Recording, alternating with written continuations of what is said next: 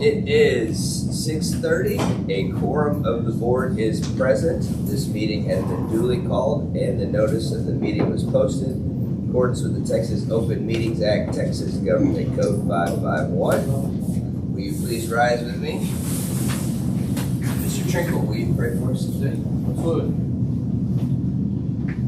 Father God, we thank you so much for the opportunity to come together and to serve this community and this school district to the best of our ability. Lord, I pray as we continue to work together that we keep in mind that we're doing these for the kids, for our employees of the district, and that we would come together and to be humble and to keep that in mind. And I pray that you just guide our conversations and our thought process, keep our minds open to what's best for us moving forward. We pray. Amen.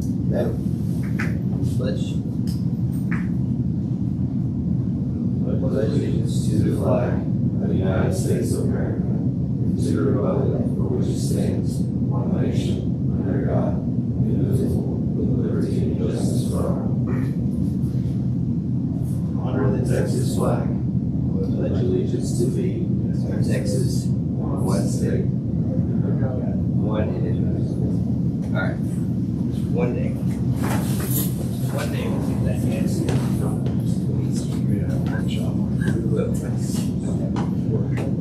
I've never been to that next time, had to write it on the board. There we go.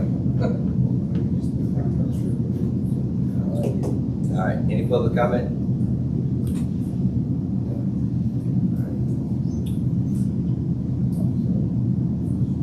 Consent agenda.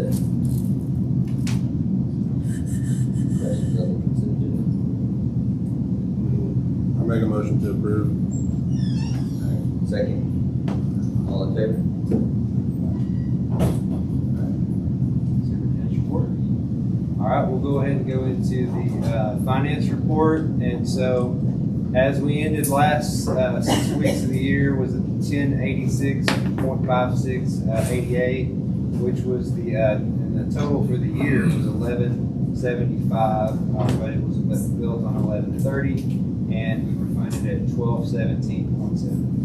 You can see that our budget appropriations and our revenue realized 86%, 12,529,869. And then our budget appropriation was encumbered and expended was the 13,900,623, which was 93%. So a little bit over there because we've had some capital improvements, those kind of things. Go ahead and go to the bond 2023 construction update.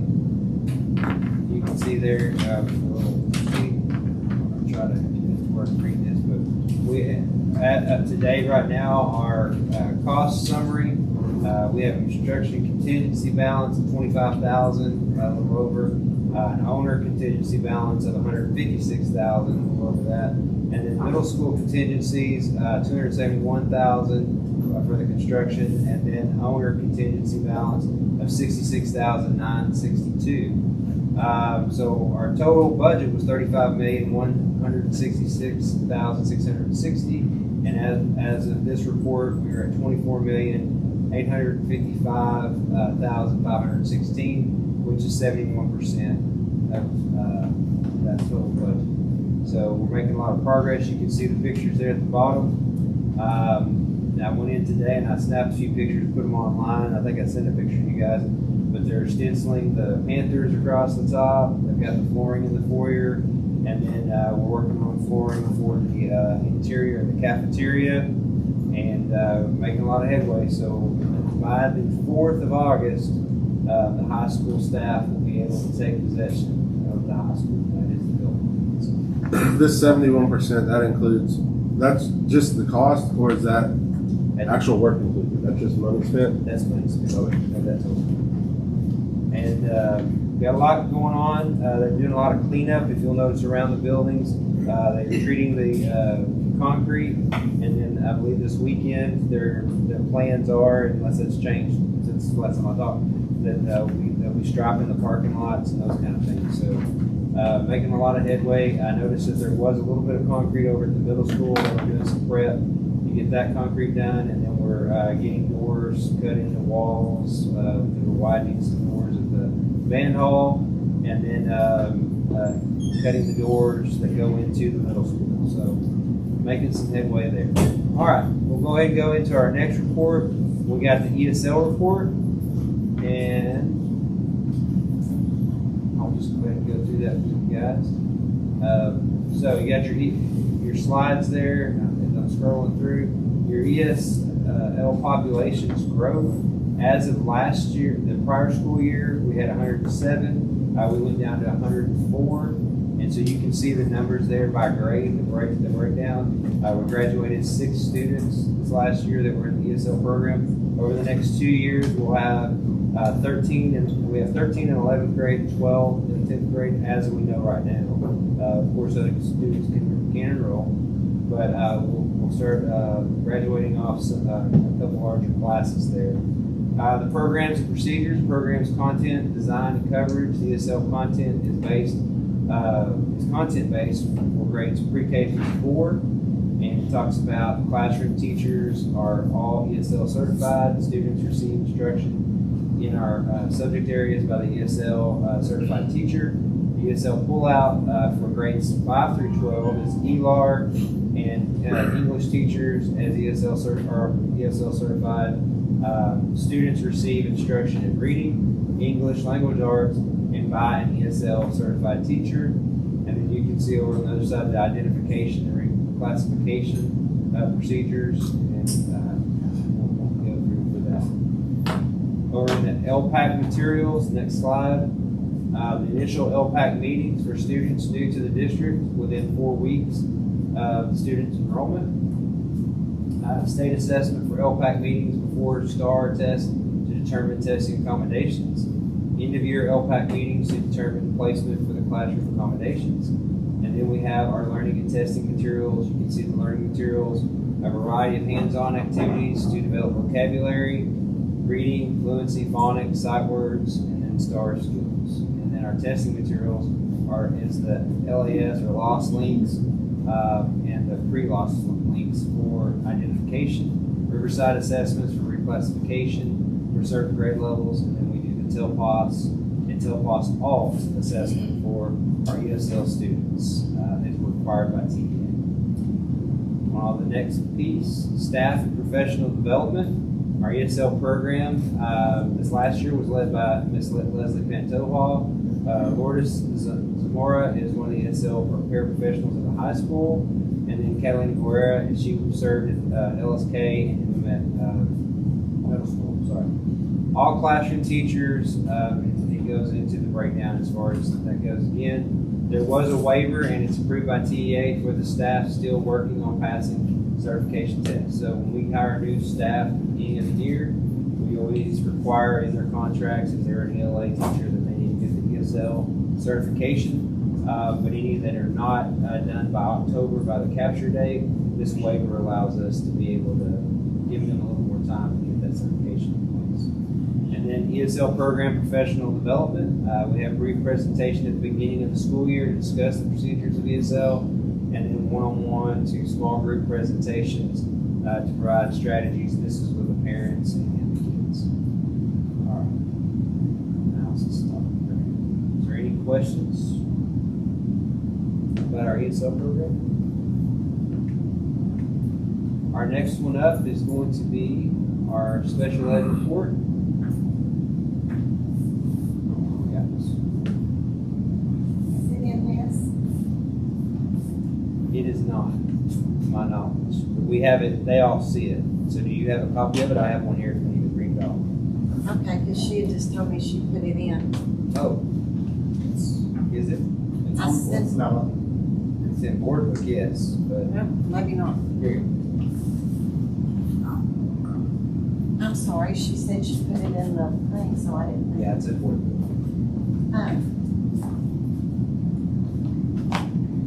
So for those of you that I don't know, my name's Melissa Wolf and I'm the Director of Special Programs. And thank you for letting me talk about my awesome team because I'm very, very proud of my folks and our teachers and our kids. So I came to you in December and kind of gave you an update. So this is just going to be a follow-up to that. The first day of school For the primary, we had 28 students in special ed. At the primary, and LSK had 83, middle school had 48, and MHS had 58. So then when we looked at in December when I came, we had increased, and then we ended the school year with 54 at the primary. LSK had 96, middle school had 55, MHS had 58. And so we went from the beginning of the year, for those of you who aren't able to see this, I'm sorry. But at the beginning of the year in special ed, we had 217, and we ended the year with 263. So we are growing. As far as intervention and dyslexia programs, at the primary at the beginning, in December, we had 45 students in intervention at the primary, and we ended the school year with 33. So that means we had fewer. That could be several reasons for that. If you'll look then, in December, we had 2 in dyslexia, but we had 5 then as we ended the year. So those students from intervention could have either gone into to be tested, which could cause the numbers at the top to increase, or they could have been tested and then go into those dyslexia programs to get MTA. So for whatever reason. And then we didn't have any students on monitor at the primary. At LSK, if you notice from intervention from December to May, we had the same number of students. Then if you look, we had in dyslexia in December, that means 60, that means we had 60 in the MTA program, but we ended the year with 43 in the MTA program. So that could be for a number of reasons. If you'll look over at the monitor, we had 0 in December, but then we had 14 at the end of the year. So what I would think would be that a lot of those kids who were in MTA exited or left out of there and went into the monitor status, and that's why you went from 0 to 14. At the middle school, we had 7 in intervention in December, and then ended with 11.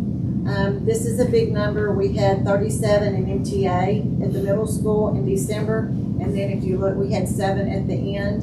That's not really surprising because, again, if you'll look over, a lot of those kids probably decided not to be in the MTA program, and so then they were placed on monitor. A lot of times the kids at the middle school, they don't want to have to be pulled out because they've got electives and they've got all these other things, so they don't want that MTA program to be, because it's in addition to, so it could take the place of another elective or something, so they don't like that. So we put them on monitor. They're still getting, like, we're monitoring their grades, we're monitoring progress, so they haven't left our umbrella, but they're just not getting MTA services. And then at the high school, those numbers pretty much stayed straight, across the board. Again, when you look at the monitor, 41 and 41, that's the reason. They may be getting accommodations, but they're not getting MTA, a pull-out dyslexia program, but they're not being dropped. I mean, we're monitoring them, looking at their grades, making sure their accommodations are followed, and all of that. So then program highlights. At the beginning of the year, we kind of did this, and so we reviewed, developed, and implemented processes for a student intervention team and the pre-referral and referral process for special ed. We started having monthly meetings to look at legal updates, campus updates and information, streamlining communication and team building for I call them my core team, or my immediate team, and that's the special ed counselors, diagnosticians, and speech therapists. And then just being able to meet to answer questions or whatever. And there are 12 of us, and we're a pretty tight group, and so we meet monthly, and it's a good thing. We started meeting monthly with the special ed teachers, and so last year I started doing this, and I'm going to continue to do it this year. Did it on the Thursday before the school board meeting, so it was easy to remember. And again, legal updates. We want our teachers to always be abreast of all the information. Especially this year, we've got legislative updates, so there's going to be a lot there. Just campus updates, back and forth communication, streamlining. Again, building that team, and then just being able to answer and just kind of talk freely among each other. So this year we had the TEA cyclical monitoring visit. So every district in the state of Texas gets this opportunity every 6 years, and this was our year. It was not a bad experience at all. It was a lot, I will say. So I just kind of wanted to break down and let you know what all it kind of entailed.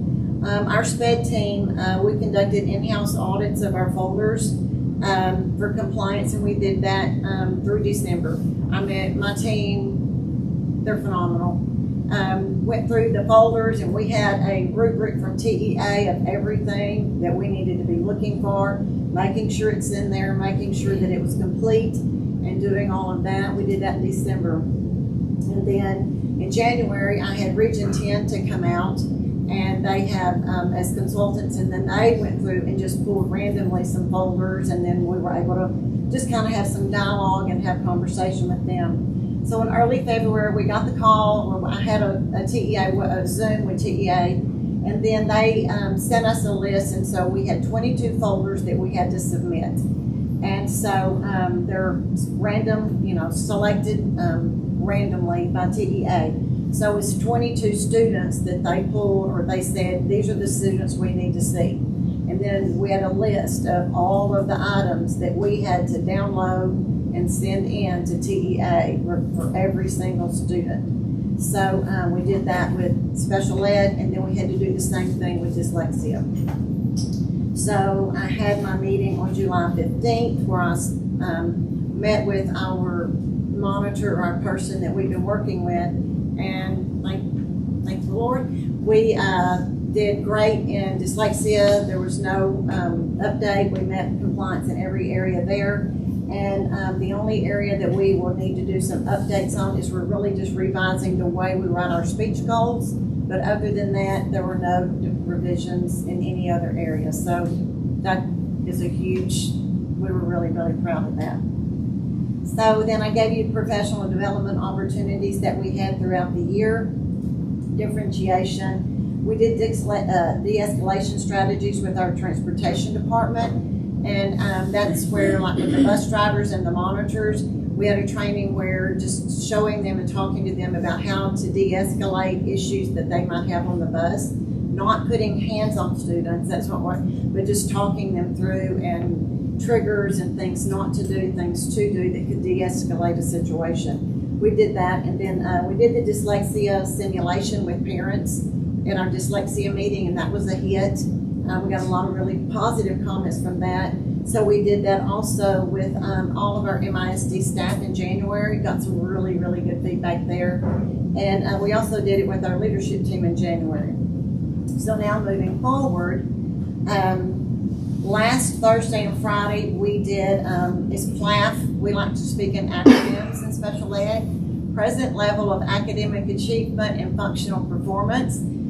That's why we say PLAF. So we had training. It's a TEA presentation, but I had Region 10 to come out and do it. And so that was Thursday and Friday. Our special ed staff was unbelievable. In fact, Region 10 commented on how professional they were, how much they participated and were engaged. I mean, they were phenomenal. I was like the proud mama. It was great. So we had that Thursday and Friday. We are going to continue doing the dyslexia simulation with all of our new teachers. So now our leadership teams had it, all of our teachers have had it, so now every year our new teachers will have it. And what it does is it just kind of, it puts you in the situation of the frustration of what those students feel like. And then we're like, okay, you know this, come on, we've talked about it. And they're like freaking out and they get frustrated, and that's when they have maybe behaviors, or they need to leave to go to the nurse or whatever. But it puts you in that position, and that's why I think it's so powerful, is because you realize how these kids feel. So now everybody's got it, so we're just going to continue that with our new teachers. And then I'm going to continue the monthly meetings with my staff and with teachers, and we're going to have Region 10 come in and do a coaching with us on the PLAFs and goals and the things that we learned on Thursday and Friday to really ramp that up, keep it up, and take it to the next level. And then we are additionally going to do some training opportunities this year for paraprofessionals. We haven't, I don't think, really done that as much as we'd like in the past, and so that's gonna really be a target as well. So, I'm sorry y'all just got to listen to me ramble. I do have a question on, what program, MIT, what do you call that, whether? MTA, MTA. multi-sensory teaching approach. Okay. So you said like when they're approaching middle school and high school, they're kind of getting out of that. You feel like, you mentioned maybe because they're missing other opportunities, right? If they stay in it. You think that's something that they still need to be on at that age level, or that? Well, we're really trying to identify students earlier. Okay. So like kinder, first grade, second grade, the hope is that we can get them in that MTA program, K through 5, K through 4, whatever, and get them out so that they're not having to do that at the middle school.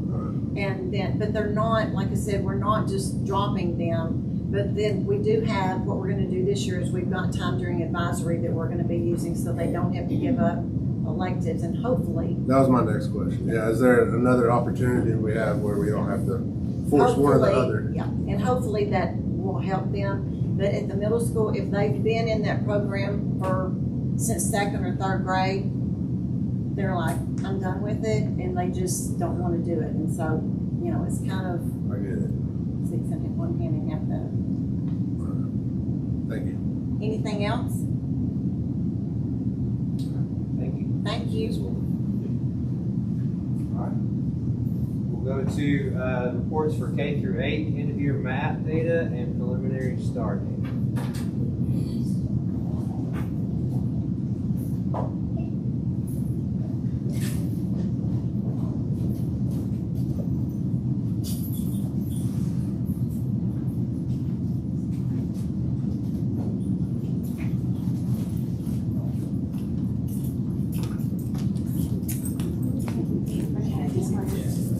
Thank you.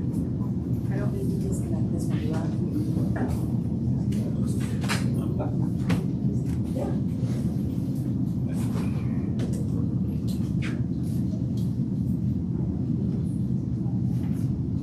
I would be this evening spent away.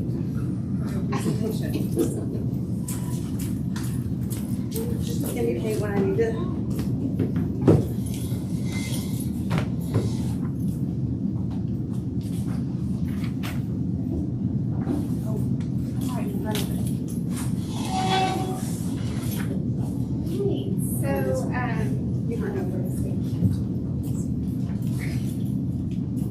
So we'll present the end of the year map data for LSK, and then at the end we'll look at beginning of the year versus end of the year, and then we'll compare it to our preliminary STAR data at the end.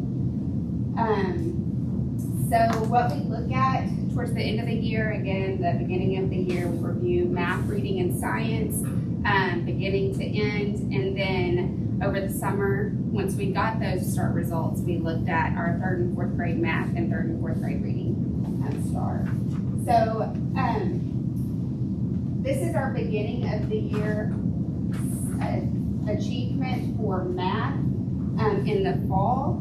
Just to tell you about the colors and the percentiles. So you'll see the red, that is the 1st to 20th percentile. That means that 15% of students were scoring below 80 to 99% of students in that grade level, or in elementary grade levels as a nation. In the orange, that is the 21st to 40th percentile, that's low average. They're above 21 to 40, and below 40% of their peers. The yellow, that is 41st to 60th. Those are our average kiddos. They're doing as well as 41 to 60% of students. The green represents our high average, that's 61 to 80th percentile, and they're as well as or better than 61 to 80%. And then 17, those are our high average kiddos as well, and they're higher than 80% of peers. So for the beginning of the year math as a campus, we were in the 56th percentile average. And then at the end of the year for math as a campus, we were in the 60th percentile, so we did go up in math. It's broken down by grade level, and you can see per grade level where we were at the beginning of the year, and then at the bottom it shows you how many students fell within those ranges. And then at the end of the year, we did go up in 2nd through 4th grade. We did drop in 5th grade, and then it shows you again the numbers at the bottom. This is our STAR projected proficiency at the beginning of the year. So math always gives us a projected proficiency of where they think they will land based on how they tested. At the beginning of the year in math, they said they were projecting that 82% of our kiddos as a campus, that averages in 2nd, although they wouldn't take STAR, but that averages in all grade levels, that 82% of our kiddos would be at approaches or above on STAR. And then at the end of the year, math projected 79% of our kiddos would be at or above, approaches or above on STAR. For reading, beginning of the year as a campus, we fell into the 62nd percentile, which is that higher average for reading. And then at the end of the year, we did drop some in reading and fell within the 56th percentile, which was average. And then again, by grade level, this is the beginning of the year grade level report, and then you can see how many numbers for reading grade level. And then end of the year, we went up in 2nd, and then fell a bit in 3rd, and then 4th and 5th as well. We fell a little bit in those areas. At the beginning of the year for reading, the projected proficiency for STAR, math was projecting us to be at 91% approaches on STAR. And then at the end of the year, it projected us to be at 84% approaches or above on STAR. So again, we did go down in reading. Science, beginning of the year, we were in the 72nd percentile on math. And then we did go up at the beginning of the year, or at the end of the year, in science to the 79th percentile. And then per grade level, you'll see that we were all in that higher average range for each grade level. And then at the end of the year, we went up in 2nd. We did go down a couple in 3rd, still in that high average, but we also went up in 4th and 5th science. At the beginning of the year, STAR was projecting all of our kiddos on STAR to be at 85% or above, approaches or above, passing, and then at the end of the year, it projected us to be at 79% or above, approaches or above. And then this is our preliminary STAR data. It's broken down by grade level and content, and then it tells you the percentage of the kiddos who did not meet, who were at approaches, meets, and masters, and the total number of kiddos who took the test. And then if you'll see our 3rd grade reading, math projected us at 79. We were just a bit below passing there. 3rd grade math projected us at 75. We were a bit below there. 4th grade reading, math projected us at 87. We were at 86. For 4th grade math, we were above math, the projected proficiency at 84. 5th grade reading, we were below at 77. 5th grade math, 72. And then 5th grade science was 66%.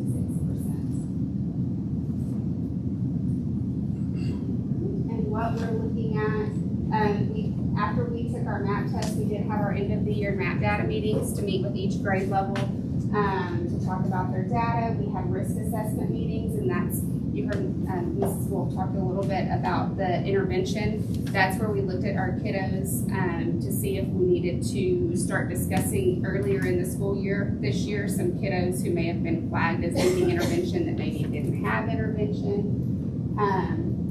We reviewed our math and STAR data to look at who we needed to invite for summer school. We invited 23 for third grade, 22 for fourth grade, and 30 for fifth grade. And of those that we invited, 18 did come, which we were glad we got that number. We got the data, the preliminary results on Friday. It was like the Thursday night, Friday, May 29th, made the phone calls and sent stuff home to parents, and we had 18 show up that following Monday. We would have liked to have had more to work with them. But restructuring win time, which is what I need. Each grade level has a period during the day, an intervention period, where they can work with the kiddos on what they need. And we're restructuring that. We have some new district guidelines, and then we've also created a binder for them to have those district guidelines in there, some lesson plans for win time to show what group of students they're working on, what concepts they're working on, and then there's a data tracker in there too, so that they can monitor weekly how they're doing, and are they meeting what they're working on? Do we need to continue to work? If it's not working, what we're doing with small groups and intervention time, how can we do it different? And then I had the opportunity to go to TEXA this summer, and I went to an accountability training, and in that accountability, and I also went to a writing for SCR, which is our short constructed responses on the STAR test. And in both of those trainings, I learned write a little, a lot. So in every content, every grade level, every day, writing math, science, social studies writing. And that will help you in all areas, which is what our accountability session said. Like, that's gonna be your biggest bang for your buck. And not necessarily focusing on, am I spelling it correctly, am I capitalizing? I mean, we wanna do that, but answering the question itself. Because sometimes we get lost in the fluff, or we're not writing a lot, but making sure we're writing and answering the question. So hopefully, focusing on that as we move into next year will help boost some of our scores. Have any questions? Just to recap for some of the newer members that we have on the board, right? Yes. Because a lot of those questions a lot of those bar graphs are yellow, green, blue, right? It's kind of what we're looking for, where we want most of our kids, correct? And we would prefer them to be in the green and the blue. Right. For the state of Texas, for STAR, if they're in the yellow, that is approaching. However, approaching doesn't necessarily mean they're on grade level. They still may be a bit behind if we're looking at the projected proficiency levels. So the colors that are defined here are percentiles. They're not related to does not meet, approaches, meets, and masters. These are just percentiles compared to the nation. It's kind of deceiving What's national? between the two. Yeah, So that's- these are national norms and separated by percentiles. Now, on the STAR projected proficiency, we'll go to this one. This is where That's the we one want them that to relates be to STAR. in the more so in the green. This is See, there's would less be our colors. did not meets. Within this is our approaches, meets, and masters categories. So we want most of our kiddos to be in that meets to masters category. For sure, for sure. That's what, there's a lot of colors, there's a lot of this is this and this is that. We got a lot of new board members, Mhm. right? So I just kind of wanted to go over that real quick so that everybody you. knew what we were looking at. And Yes, sorry, I should have No, no. clarified that, so It's all thank good. you. It's all good. That's why we have questions. That's why we do that. You guys have any other questions? Do we have any, and this may be more of a question for you, Mr. Ball, do we have, I know that like fifth grade struggled a little bit with something here, third grade struggled with something. Do we have any of the year over year for those particular groups of students, right? So say fifth grade last year, in fourth grade, did they struggle through the year, right? Or was it more of a curriculum in fifth grade this year they just struggled with? Does that make sense? It does. I actually have something where I've charted it since 2021 to go back and look at groups of students to see where were our third grade or fifth graders now, where were they at in third grade, and have they, what's the miss here? Yeah. Are they improving? Are we going backwards? And what do we need to look at to? longitudinal data can be very important. Go back and see where they go back and find, or specific teams Mhm. that maybe they missed at a certain point. And I don't have it broken down as far as that right now, but I do have like their overall data for reading, math, and Yeah. And science. we're bringing in some week for training, those kind of things, because the data, I know they do a lot of And I know you don't have that with you today, but I know you've seen it. So what are you seeing?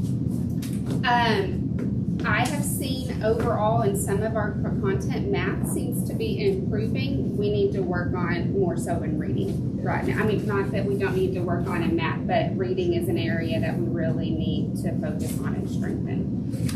Science, this year, I know it showed 66th percentile for passing, but that is up plus 10%, I think. Like we were in 53% last year, so we are making progress in science. Any other questions? I feel like I'm asking all the questions today. I'm sorry. No, you're thanks. Thank you, Ms. Beck. All right, thank you.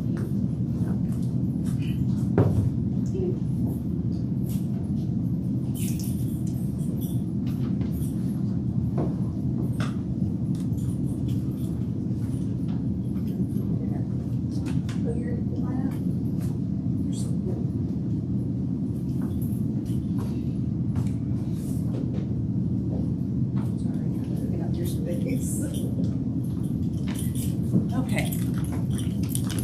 So I think I got my printer today, printing this as I left.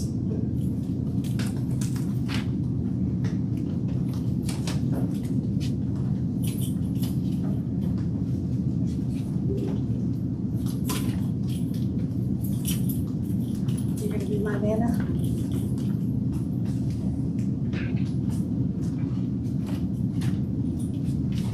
Okay, so just like Randy said, we take a lot of information in to start looking and planning for the next year. Of course, MAP, our unit assessments, our preliminary STAR data.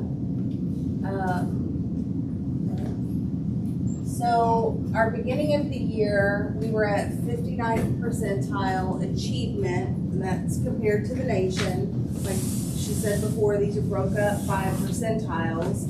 It's not compared and doesn't relate to meets, masters, and so forth.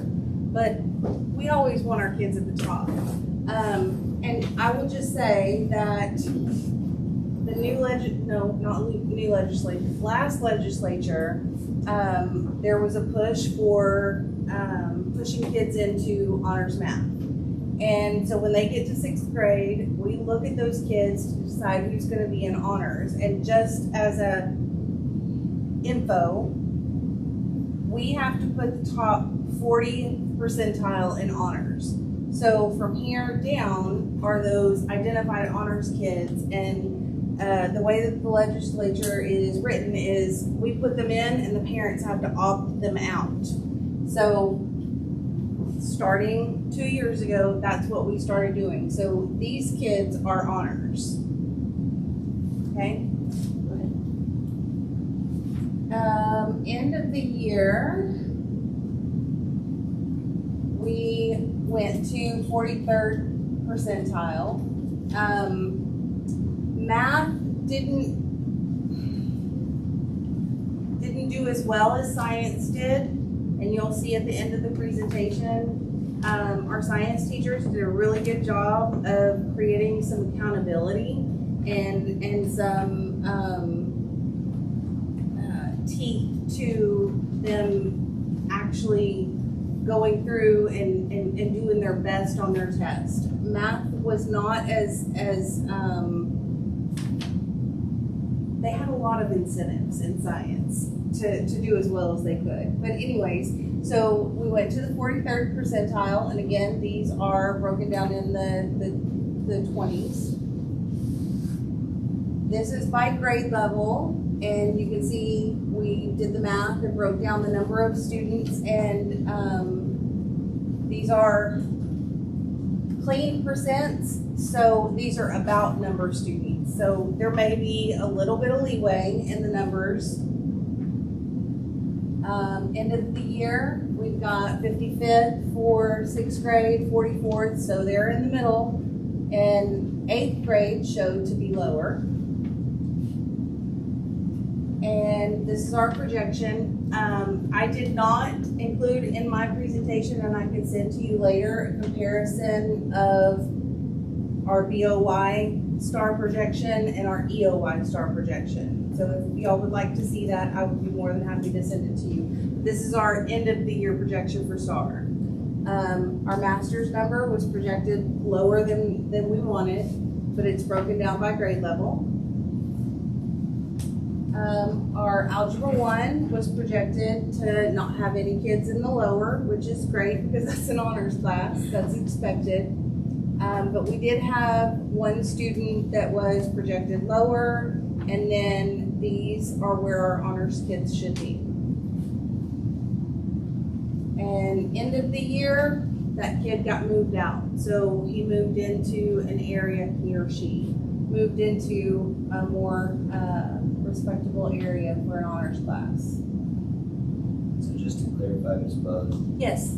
your 8th grade math is not the honors student, right? That's the regular math. It is the regular 8th grade students and the 7th grade pre-algebra honors kids. So that does shift the data some, okay? Star projections, for 8th grade, we had 26 students at the end of the year. The beginning of the year, some of those changes were because we had 2 kids that moved out. So we went from 28 kids to 26 kids. And with that low number, it does change the percentage quite a bit. Go ahead. Our beginning of the year with reading, we were at the 47th percentile, looked about average for all grade levels. And again, the percentages and students are broken down. Good. And we kind of stayed-ish the same with 46th percentile, and the students are broken down. And here we have it by grade level. Beginning of the year, we were at 53rd, 42nd, and 44th. And we ended with 49, 42nd, and 46th. A little bit of a move on those scores. And our projection is right here for end of the year. This is just the end of the year data. I don't have the comparison from beginning of the year projection to this one, but it's broken down by grade level. And then our science, beginning of the year. This is where I'm talking about that we had more teeth to the accountability from the student. Our science teachers did a really good job of providing incentives for taking their time and doing their best, and it paid off. They were in the 66th percentile in the beginning of the year, and they were at the 69th at the end of the year. And our projections, oh no, here's broken down by grade level. 6th grade, 73rd percentile, 7th grade, 58th, 8th grade, 63rd. We've got a lot of blue going on in science, and they ended the school year with 70th, 69th, and 69. And again, the breakdown with the about number of students is there in the table. And here's our projection for 8th grade science, because that's the only grade level that takes a star, of the number of students that did not meet. And here is the table that shows the comparison of, these are the actual star categories and the percent passing. And this is what MAP projected. So 6th grade reading was very close. 6th grade math was a few percentages off. 7th grade reading was a few percentages off. 7th grade math was quite a bit off because MAP projected 7th graders and they read them all as 7th graders. There's a large percentage of these kids that are taking the 8th grade star. So we've got to find a way to separate those to be able to get some true data. And Ms. Day and I talked about how we can maybe roster kids differently. We're going to explore that. 8th grade reading, we did way better than Matt thought we would do. 8th grade math, again, that's the one that gets a little off because some of these kids should be right here. Algebra 1 was on point. Science, we did much better than Matt thought we would. And there is not a MAP test for the social studies. So a lot of what Ms. Ward and I have spent a lot of time looking at our data and digging in and trying to be very purposeful with our House Bill 1416. That gets done at the middle school during our advisory period, which is equivalent to her win period. We're doing the same thing that the district has put together and requiring kind of lesson plans for advisory and being more targeted and documenting what TEKs they are working on and are they getting it. So that's being put in place for next year. We've been working really hard on our master schedule. It's been a little bit of a puzzle, but the majority of our core subjects are going to have common planning periods this year, and we haven't had that in a long time. So that's going to benefit the math teachers to be able to get together and actually plan and talk about those gaps and deficits and how their grade level TEK compares to the next grade level TEK. Our study skills classes, Ms. Ward has been very, very intentional about what kids she's putting in those classes so that they can get all of the services that they need. And we had several retention meetings to retain kids in the grade level that they need to be because they were not ready to move on to the next grade level. We've also made a few changes in staffing and shifting people to their strengths, and I think it's going to be beneficial for all of our kids. Any questions? The incentivization of science, is that something you can replicate? I am definitely going to have my science teachers talk to all of the rest of the teachers to put the same thing in. So we do Pantherpalooza at the end of the year, and we do tie map data like rapid guessing and growth to their ability to go. That was one of the things that the science teachers did, but I think they did a little bit more, and I'm going to have them share with the reading and math teachers so that we can get some real, true, like, intentional data for us to be able to read. So your thoughts are they're just not taking the test serious? There are a few, and we usually have the ability to pick those kids out because they come up. Well, the way that MAP works is whoever is operating and facilitating the test. At the middle school, it's one of the administrators. You can also do it where the teachers are doing it, but we control it from the top at the middle school.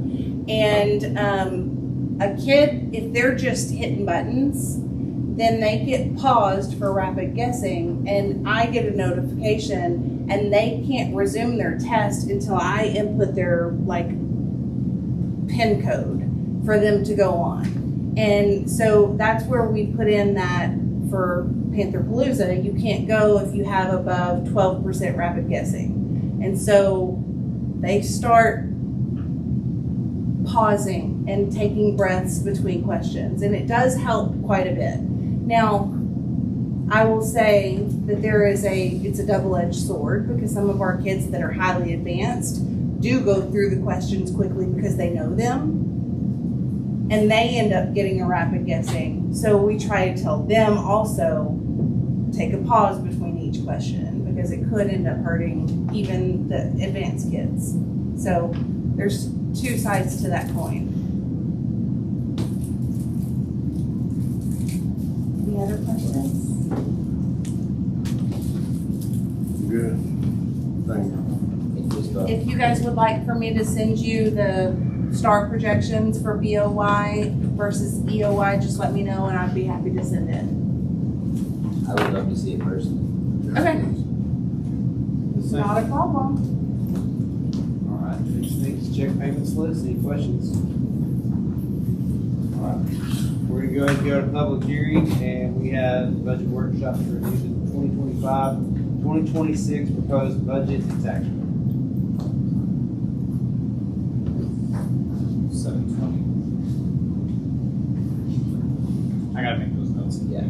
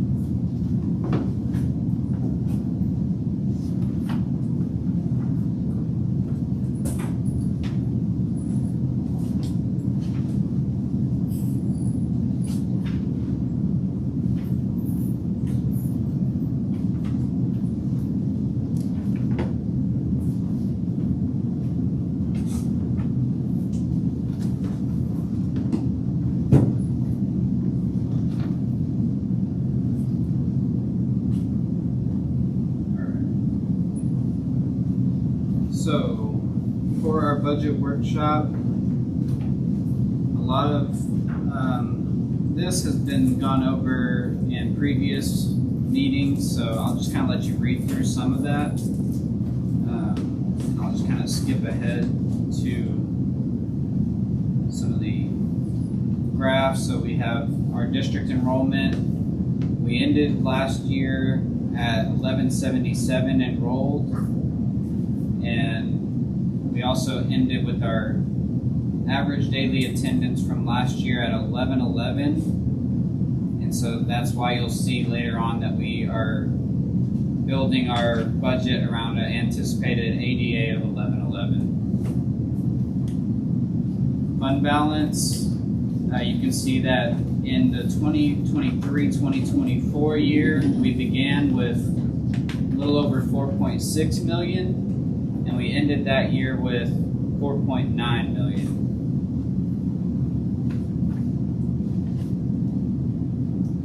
And then this is that same slide that we went over last month with what we know and what we're estimating as far as creating the next year's school budget. And then with this slide, this is something we have to read every year, basically verbatim, just to it satisfies one of the indicators on our first report. And so in 2020, 2021, districts were allowed to add any pennies over $1 before compression started, and Maypearl ISD had 4 pennies to do so with. And then HB3 also allowed districts that had not utilized the additional pennies that were available through a TRE to increase the rate by 1 penny with unanimous board approval, which the board at that time in August of 2020 did unanimously approve that additional penny. So whenever you see us talk about the Tier 2 enrichment rate, that's that 5 extra pennies that we always add on top of our compressed M&O tax rate. And so for 25-26, the maximum MCR is going to be that 0.6322. That's down from the previous year, which the maximum MCR was 0.6855. And then the floor for last year was 0.6169, which that's where we were just due to our property values and how much they grow from year to year. And then this year's floor for the MCR is 0.5689. And so this is going to be something a little different than what we previously presented to y'all last time. So Omar put out a new template, which we all use Omar's templates whenever we're formulating our school budgets. And he put a little note in there that, you know, he has not fully fleshed out the MCR portion of his template, and TEA has their own template that they help us calculate what our anticipated maximum compressed rate will be. And so in his notes, he said, if you're getting a different value on TEA's template, go ahead and put that into my template until we get confirmed rates. And so with doing that, we were getting in TEA's template for our MCR that 0.6164. And so that's what we are going to be using as our anticipated M&O compressed rate. And so with that 0.6164, we're still going to add the 5 additional pennies that have been unanimously voted on by previous boards. And so also, if we're going to add Vader for this year's tax rate, that would add the 3 additional pennies, and this is what we're presenting to you tonight. A proposed M&O tax rate of 0.6964. And the reason we go ahead and add those 3 extra pennies for this proposed rate is because you can always decrease it before you adopt it. You can't increase it. So if we propose tonight the proposed M&O tax rate of 0.6964, if y'all decide at the next meeting that you don't want to call for a Vader, we just decrease it down to our maximum compressed rate plus the 5 pennies that we've already had. And now here's some new information on the INS side.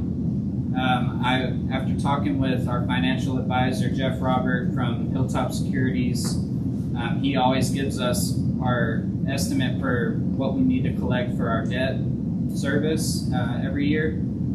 And so he was letting us know that there is new legislation that was introduced with House Bill 2, and I kind of quoted it there on the bottom left corner.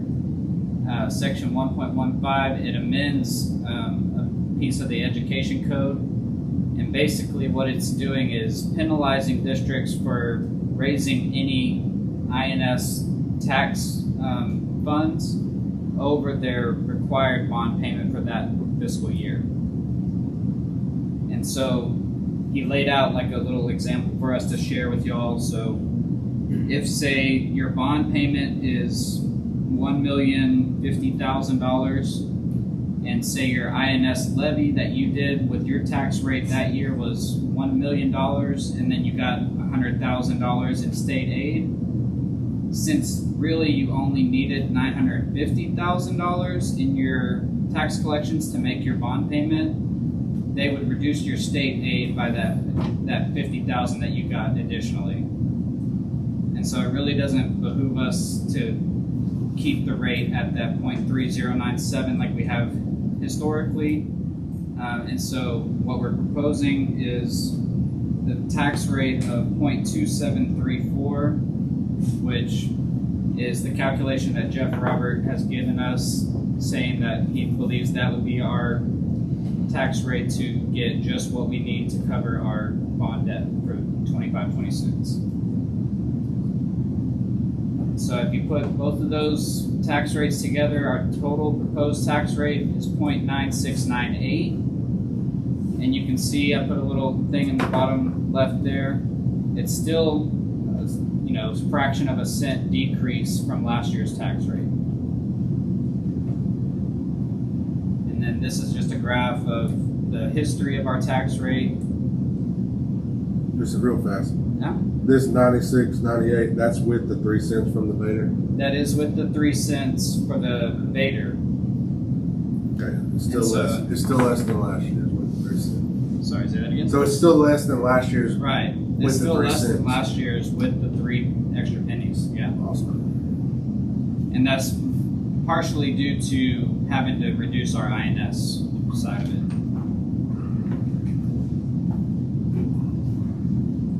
The next slide is just a breakdown of the estimated figures for our year end this year.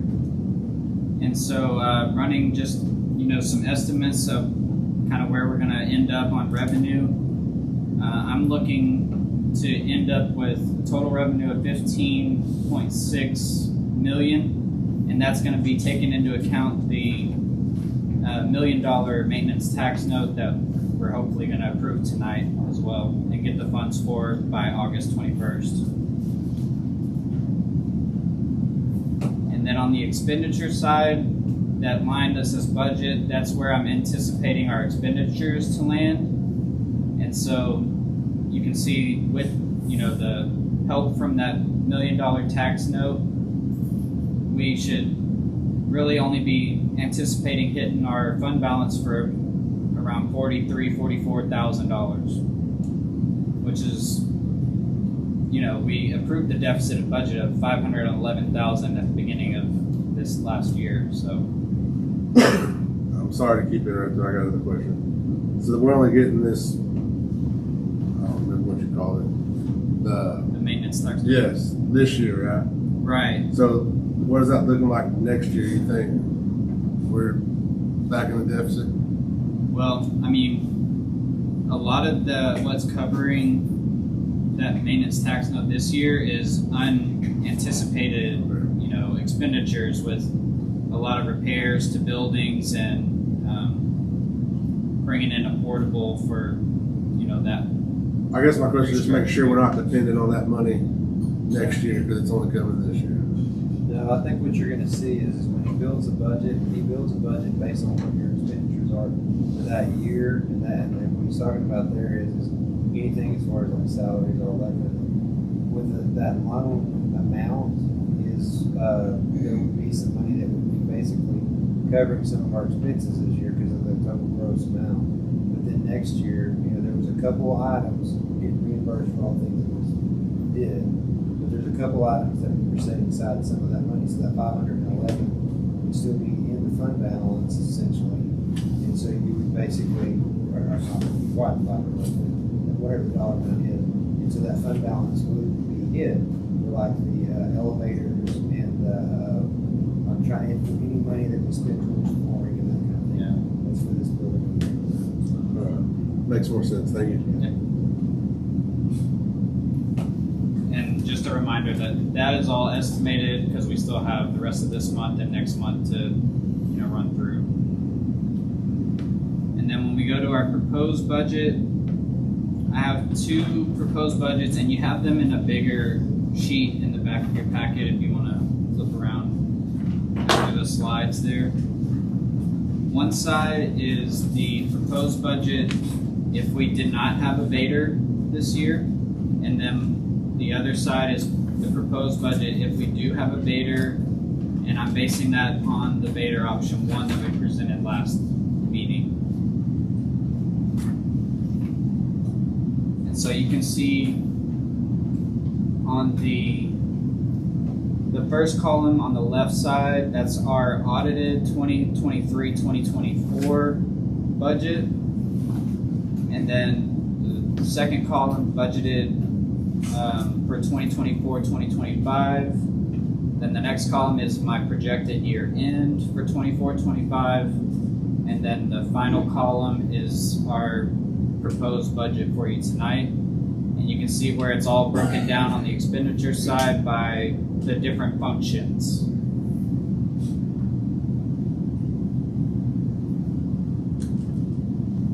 And so just as a reminder, with the Vader side of it, we had the options given to you the last time. And so the budget that I have proposed on the Vader portion is based on option 1. And so that would be the 105,000 towards, well, whatever we can towards an anticipated budget deficit, and then 645,000 to the staff increases and different new positions added.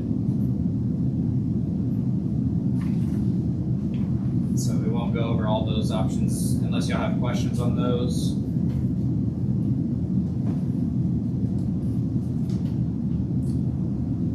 Is there any questions on And then also in your packets, we did add the budget requests from every department, from the directors and the campuses. So you can see kind of where they landed with what they were requesting for their supplies and that sort of thing.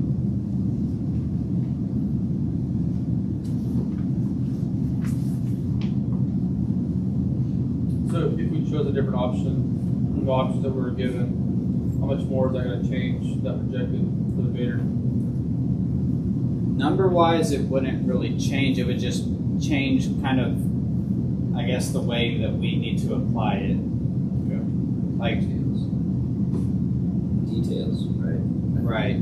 So like the option 2, I think, is the one where it's more evenly split, 250,000 for exempt staff, 250 for non-exempt, and then 250 for those new positions and any other budget covers that we need.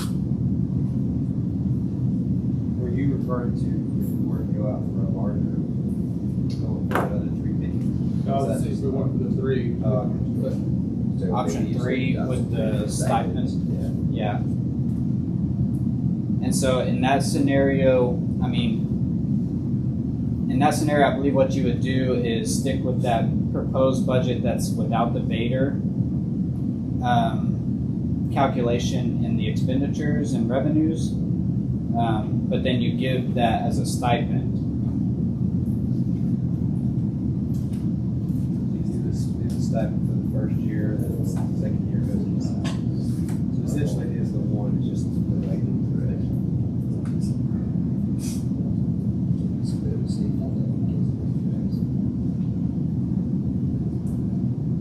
So what we'll, I guess, kind of need as we go into the next part of the discussion and action is a motion for a proposed budget and then a motion for a proposed tax rate.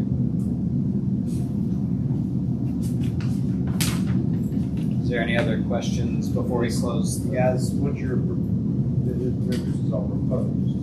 So you're approving something that we're proposing, we're bringing back to you once again to make a final. Right. Yeah. You're just proposing that so that we can get it out there, we have to publicize it, put it in the newspaper, that kind of thing.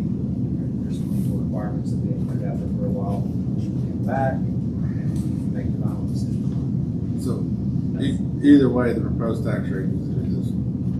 Right. Yeah, because you Can't can go always up. decrease it, you just Right, can't can't go up. increase it. Yeah.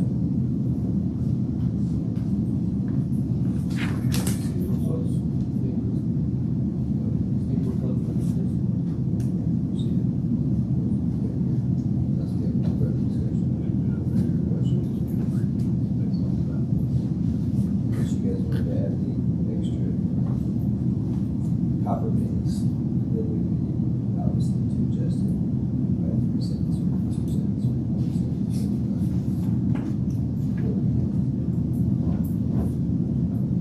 I think at that point you're going over, you are going over what the current tax rate is. So, as we talked before, that might make it harder to pass. And then the other side of that is you're not gaining as much for those payments. So, that might be better suited for us to wait on those to be able to utilize towards the bond project. That would be my recommendation.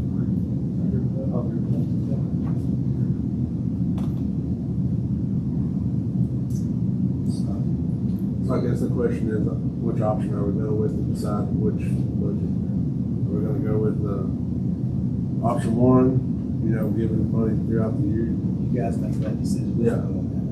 14th. Correct? Correct, but I mean, we do We need still one need- of those, We need to know one of them to decide which. which we can propose, if y'all want to just propose the budget without the Vader, y'all can do that. It's just the tax rate piece that has to be with the Vader pennies added in. So. I guess what I was saying, you can do just the tax rate piece. Yeah. The other way. Right. We still need one of those budgets proposed to be approved because we have to post that on our website as this is our proposed budget that we're gonna adopt. We're gonna look at adopting in August. So here's my question. If we propose the one with the Vader right now, but decide later we want to do option 3, what does that do to you? Anything? It would change. It would really just change some of the numbers in the functions themselves because instead of processing some of the increases that option 1 has kind of built into them, we'd be just giving them to all staff in a stipend, and so it would kind of just fluctuate those numbers in those function codes. I think we should just go ahead and propose the Vader budget. Yeah. You making a motion? Well, so We gotta get it on we're there. covering here. Yeah, if we're Out of close, open here. yeah, if Out of we're done here. with this, we can time it out. And Yeah. Anybody have any other discussion or questions? It is a public hearing. If there's any questions Yes. that you might have. Comments? Would actually love some feedback from anybody in public tables across from us. Yeah, no, right? Online I think we're taking. Alright, it's 7:41.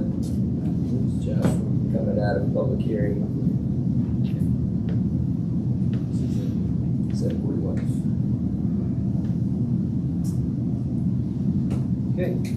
All right, we'll go ahead and go into discussion action. And the first item of business is consider approving the 25-26 proposed budget and tax rate. I make a motion to approve the proposed tax rate of 0.9698. Second. Do we need to add a budget piece to that, or do you want to second? yeah, Two- we'll like do separate? Two separate. Two separate? Yeah, we can. Alright, any discussion on the proposed tax rate? All for? Any against?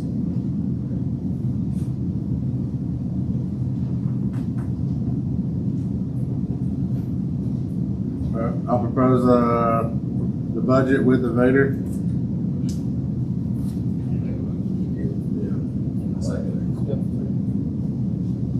Who was the second? First, you want to arm wrestle over who was second? Secretary. Jeremy got it. Alright, any further discussion on the proposed budget, including the Vader? All for? Any against? All for. All right, so now we have the big 120 update, 125 policy update. There were several policies that were added, and Ms. Day can go over that piece. Just so that you know, TASB's working on, and from what I understand, it's supposed to be even larger, update 126. We had over 100 and something bills passed that dealt with public education this last legislative session. That will be changing a lot of policies. Good evening, Board. What you have in your packet are 7 proposed local policy changes for update 125. And like Mr. Bowling said, I'm sure we will be bringing to you either in August or definitely by the end of September additional policy changes with some additional legislative changes. But in your policy, there are 7 proposed changes. 6 of those policies are already in existence, and there's just some wording changes that they're recommending. We've reviewed those. The different departments have looked at those, and campus administrators have looked at those that impacted at that level. The 3 policies that start with the letter B are board policies. So I want to make sure that you did have the opportunity to look at those. BDF is talking about advisory committees, and it really defines what an advisory committee is. And then BDB is talking about board committees, and it really defines what a board committee is and the differences between those. So our proposal, what we're bringing to the board tonight, is for you to approve the policies that are presented to you in update 125 as presented. Any questions?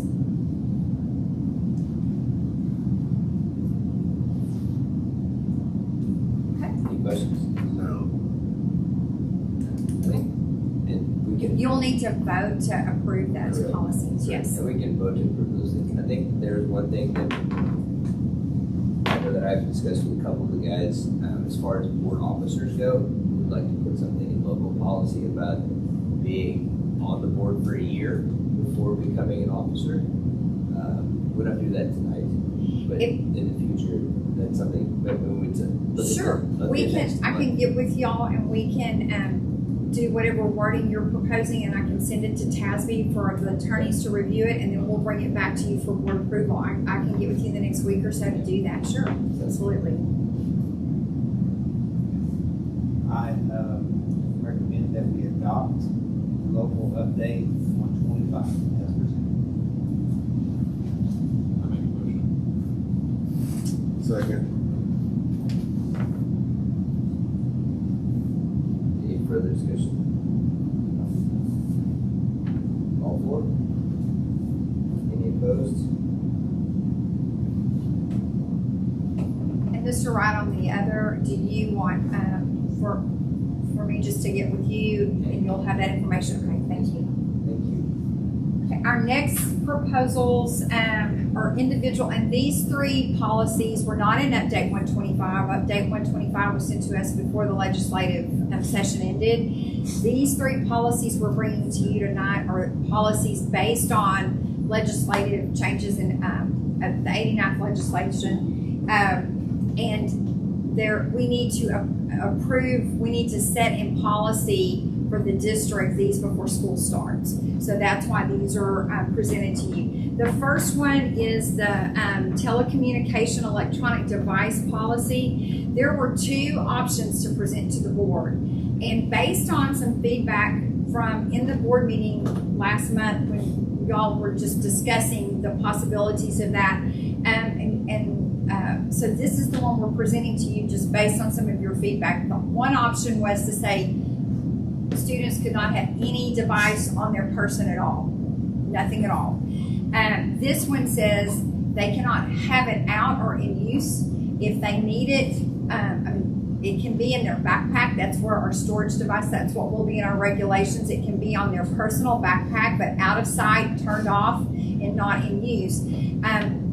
What we heard you say at the board meeting last time was, what will they do like when they get out of school for athletics, or if there's something on the bus? And so that still gives them that device to use before school and after school if they have a device and they choose to do that. Again, it can be that they don't bring their device at all. That's fine. There will be no device usage from the time they walk into the building until the last bell. As far as personal, as far as our district issued devices, that's something different, but as far as personal devices. So the policy we're bringing to you tonight is that policy. There were two options. This option allows them to have them out of sight and not in use in a personal storage, which we're going to consider a backpack. That's the policy we're bringing to you. Questions on policy FNCE local? I was reading this earlier today. Does it define personal communication devices? The policy doesn't lay everything out like that. Our regs are not something that we bring to the board. It's a guideline. Our processes will, and we've actually been working on those, and we'll get those all cleaned up in the next week. We've also been working on a question and answer document, like what if my child's cell phone goes off in their backpack, what will happen? What if this, or different questions? And so if y'all have questions, let us know so we can add those to the question and answer document. But we'll define all of that in our processes or regs that are pushed out to the parents. So I'm asking because I know, like last year, there was students that brought their own like MacBook. No, computers good question. and things Now, like let me that. define, they cannot bring any personal, great question. No personal electronic devices, and that's gonna be one of the question and answers. They bring their own computer and they cannot. Good question. Like BYOD at all. Right, that's exactly. Any other questions? Always. I'm IT bro. That's what we do. We're worse than schools. So, I guess is Ms. Bone still in here? Mr. James is supposed to be here. Bob. Yes. That's okay. Ms. Bone can represent. It's fine. So there's some disciplinary actions in here, some different things. I know that it's challenging, maybe even at the elementary school level. We look at it as middle school and high school, but it's getting younger and younger, right, as we go. As administrators on your campus, how is it going to affect you to put these disciplinary actions in place? Because here's the deal, we've had this policy or something similar for years, and it seems to go gung-ho the first 6 weeks or so, and then, you know, as the year goes on, it kind of falls to less of a priority, if I'm speaking from anecdotal. Yes. How does that work for you guys? How do you, because this is now state. This is no longer just, hey, we don't want you guys to do this. This is now state. And so conflict with you and parents, conflict with you and kids, this is going to be a big challenge for you guys specifically. The wording on all this, how does that work for you guys? From my viewpoint, I think that because it's not a local role, it's going to get more teeth to it because I'm doing what the state is telling me to do.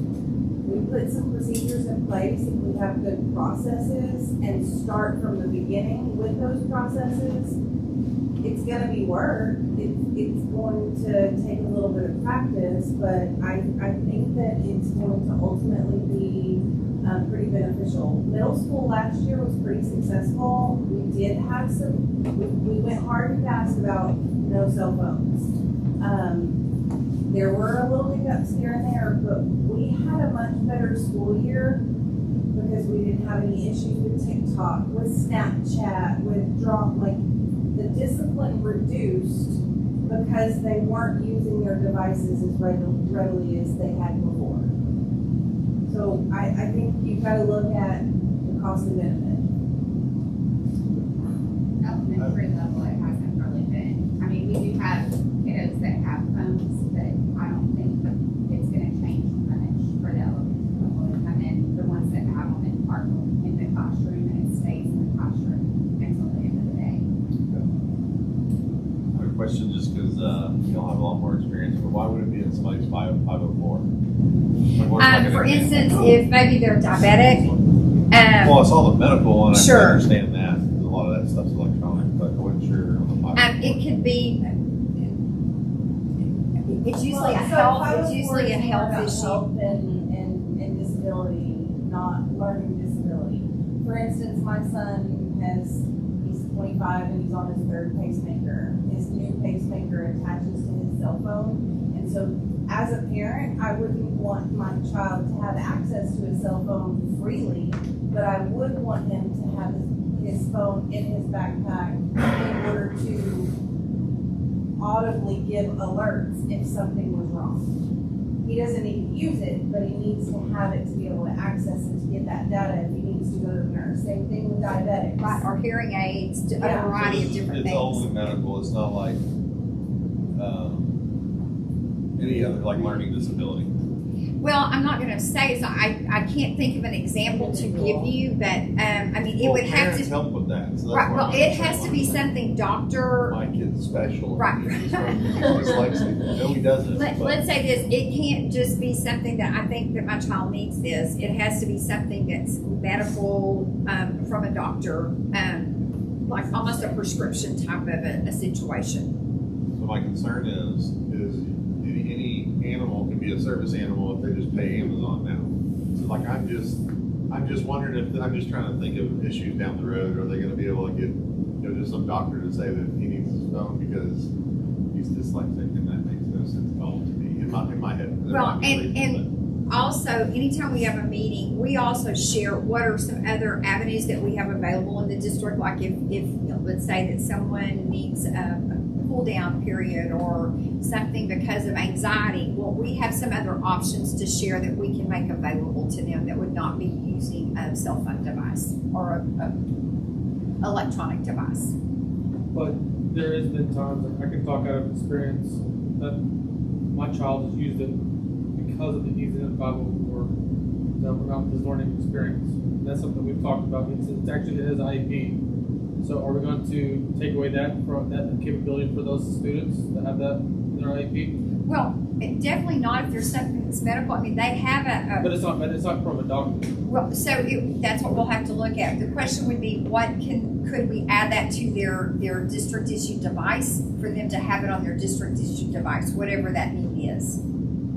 Like if it's a translator, if it's whatever that need is, could we not have that on their district issued Chromebook? So we'll just have to look at those things. I mean, there's so many what ifs, and we'll have to look at that. But it cannot just be that a parent comes in and says, my child needs to have that cell phone available. It would have to be an academic reason. And like I said, we're going to look at what other resources we have that can provide that. Can we do it through an issued district device versus their personal device? And if you can't do it through a district device? We'll have to look at the situation. Okay. But for now, if it's in their plan, it's staying in their plan. Again, that's not necessarily, because this law has changed. We have to go back and see how is it in the plan and does it fit the law. We're talking about consequences at this point too.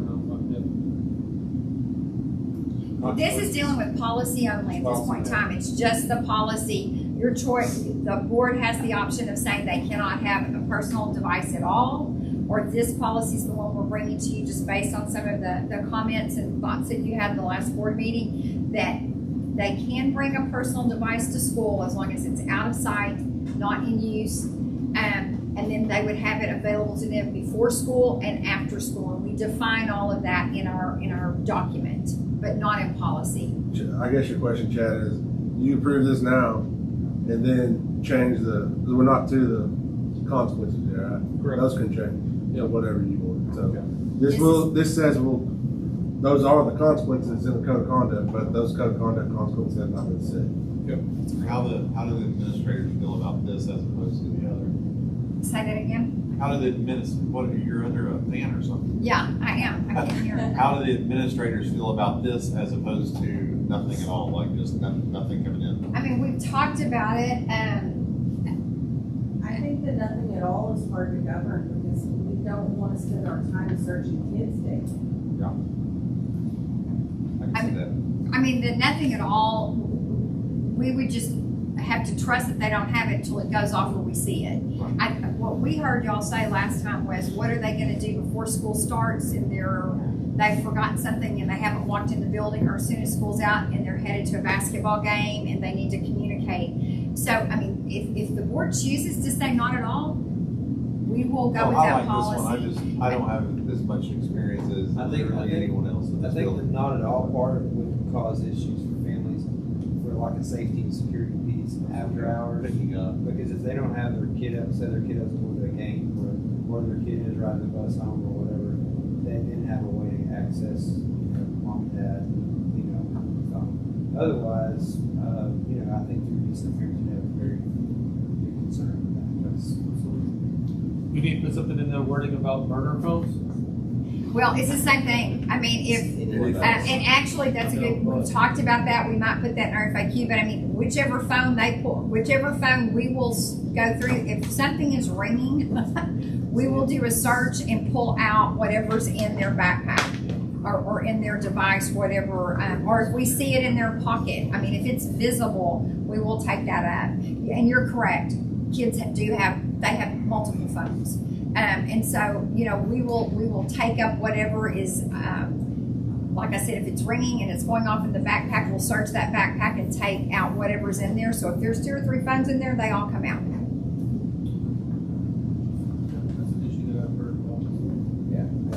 Another issue I heard was being able to contact their child during the day. Have we considered maybe whitelisting one email address for the family? We don't have that capability with how that we have our tenant set up. We either have a blanket block or no block. And so, because it's on a policy standpoint, it's not on filtering email addresses. So, I would be scared to have no block. Yes. But yeah. So I would prefer to keep it the way that we have it. And Mr. Rock, we've discussed that, and that's in the question and answer document. You know, what if I need to get a message to my child? We didn't put this in there, but it's like old school. Most of y'all probably don't remember this, but back in the olden days, before there were cell phones, people just had to call the office and leave a message. So that's what we've got that in there. That, you know, if I need to get a message to my child, I'll call the front office. If my child needs to get a message to me, they can come to the front office and either, you know, we'll let them make a phone call, or if we need to call the parent for them or whatever, we can get a message out. And then if something's urgent, like if there's a family emergency, it might be that if it's a message for the end of the day and we get it at 11, it might be 45 minutes before we take it to the child. But if it's an emergency, we will, just like we would any other time, we would go down and get the child and let them know that. We will have some limitations on, you know, they can't call at 3:25 and expect us to get them a message before they leave for the end of the day. So we have some limitations on, like, the last time we can get a message to them will be at X amount of time, things like that. And those, we put those in the guidelines, but we are very open to any questions or suggestions, because just some of the things you've asked tonight, we need to probably go back and make sure we've got that clear in our guidelines. Yeah, for sure. I just also want to protect our front office staff. Definitely. Have parents that are mad that they can't text their parents, calling every 5 minutes, wanting to send a message to their kid. It's like, hi. Yeah. You know what I mean? Yeah, no, I do. Just thinking out loud Talked about. in our environment and culture today. And I will tell you this, I mean, in a little bit, just like Mr. Smith said, we're going to be proposing to you some of the consequences, and that's what we're going to be proposing now. We might come back in a month or two and say, hey, we need to adjust these, because, you know, again, we haven't, you're correct, we've had this in practice for 2 years, but not to this depth. So, and we have allowed for personal communication devices, like in certain classes, if they needed to take pictures or what. This law, there's none at all. It does not matter. They cannot use it for anything. We will have to have district issued devices that can accommodate those things. So I'm not going to tell you that in a month or two we might not be coming back to say we need to amend or adjust something. I make a motion to approve the cell phone policy FNCE local. Sorry, I can barely see that. Make that in the office.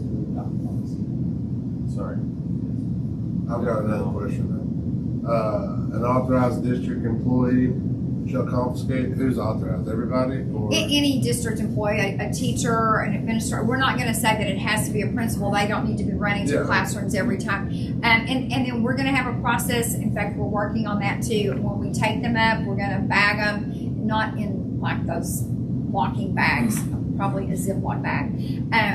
But we'll bag them. We'll have a document in there to say what time it was taken up and who took it up, and then those will be locked in the office.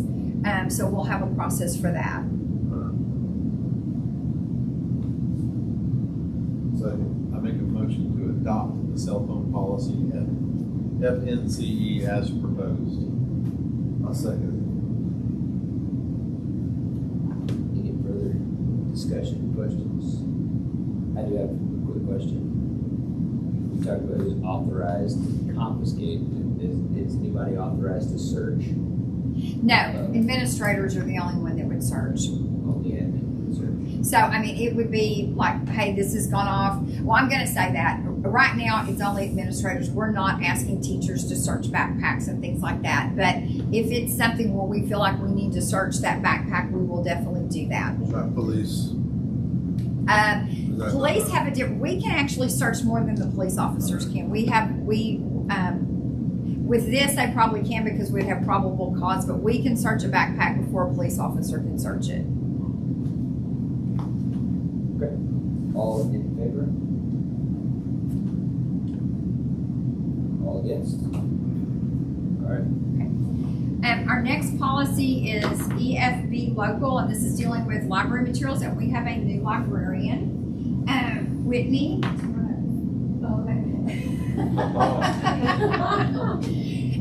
And so we're proposing this policy to you tonight. Again, this is one of those from the 89th legislation, and this is dealing, you can see in there where they've gone through, there was some, like, we already had EFB local, but there's been some changes to it. And it's really just talking through what our process will be if there's a challenge to something.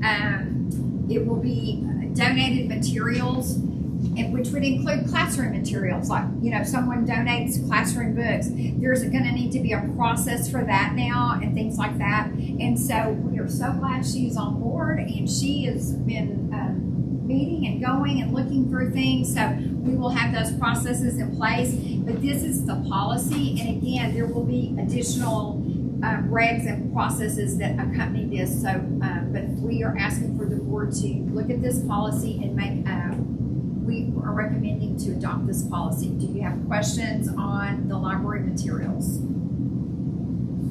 All things added, we're state legislature, right? All of this. Yes, it is. That's why we're bringing it to you. Yes, sir. This isn't like, MISD whim of the day. Right. We're changing. No, it's all based on that, and we've got the documentation to show that. And these things are supposed to be in place before school starts, so that's why we're bringing it to you tonight, because we're just up against the time.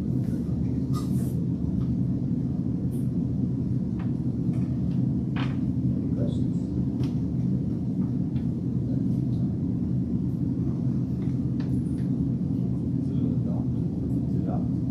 Make a motion to adopt the library policy EFB local as proposed.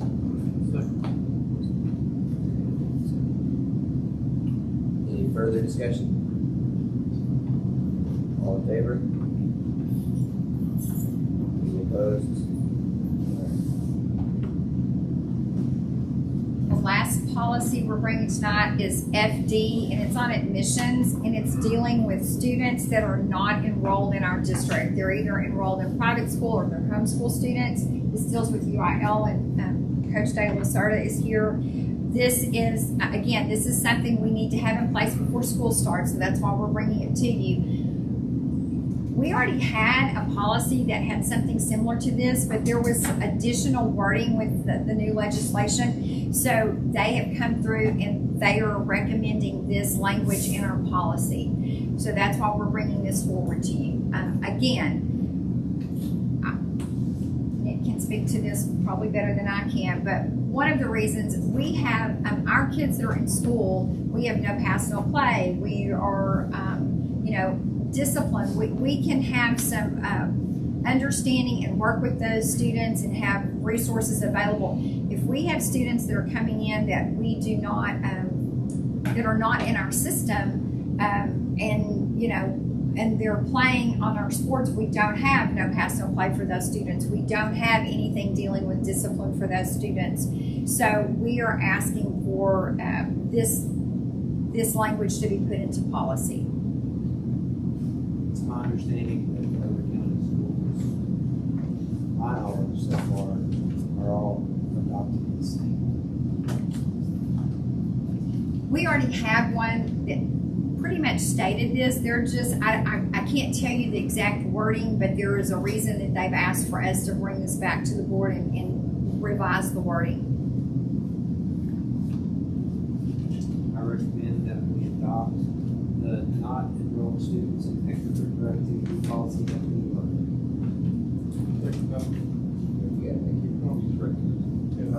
I've got a question. Okay. We'll get there. Let's go ahead and let the motion start. So I'll make a motion to adopt the, rules. Second. All right, now further discussion. I know this is policy, but do we have any data on how many people tried to enroll their kids, not knowing that this was policy for that? I would say probably 4 or 5 years ago, that was something you saw across several districts, and that's why that policy went into place. To my knowledge, I could ask principals or coach.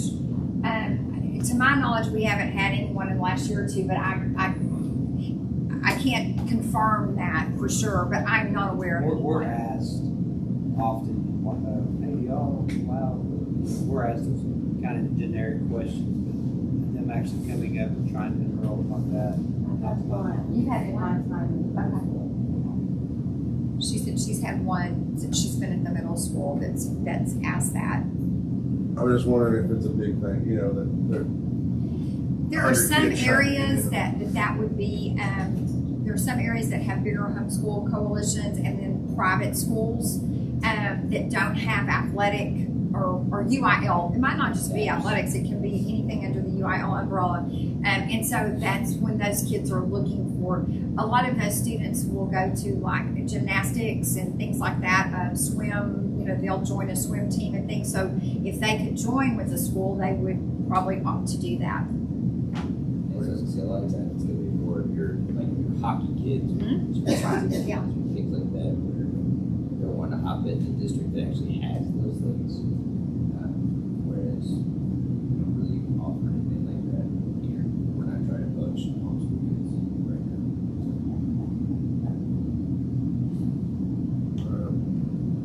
Cool. All right. All in favor? Any opposed?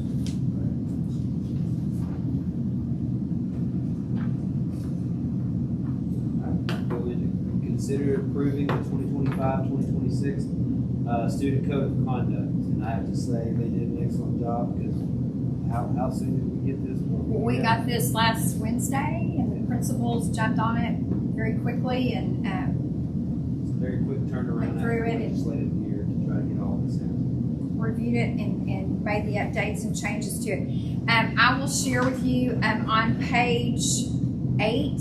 Let me get to page 8. Glasses, I can't see. One of the additions, there's 2 additions on page 8. They've added a short barrel firearm and a silencer or suppressor have been added. So those are 2 additions. And on page 9, we've done this every year, that we bring it to you every year. The board must approve the student code of conduct.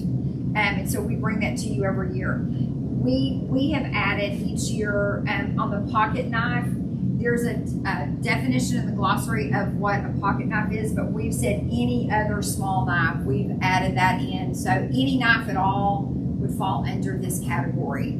And then the next is what y'all been waiting for. And a lot of the reasons for that is I know I have kids like that on knife on that, but it also reduces on damage to the campuses and whatnot.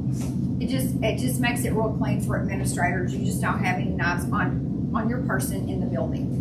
And Does that include plastic knives in their lunch? no, good question. No. Good question. Okay, the next is in the handbook is the dealing with the personal communication devices, and we've had that in there because that's been part of our procedure for the last 2 years. But the state is now requiring that we put the consequence. Normally, in the student code of conduct, you don't get down to the details of everything, but they are asking that in the student code of conduct that we put outline those details. So we have included those in there for you. We've actually gone through multiple different things. We've looked at several other districts around. We took out the DAP placement. It might be that we're going to have to come back and say we want to add that in. Some districts are sending them to DAP and things like that. We're hoping that after the first time, they won't do it again. And especially after the second time, that it won't happen again.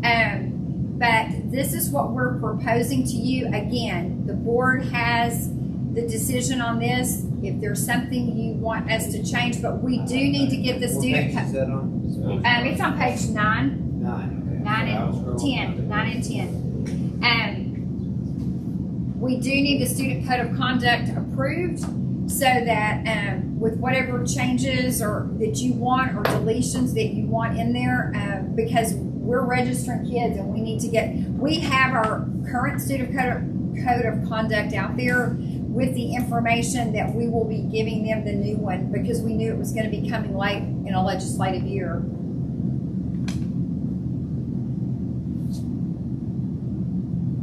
First time that anything is out or in use, it will be taken up and it can be returned to the parent or guardian that afternoon. The second time, it will be taken up and it will be returned to them one school day later.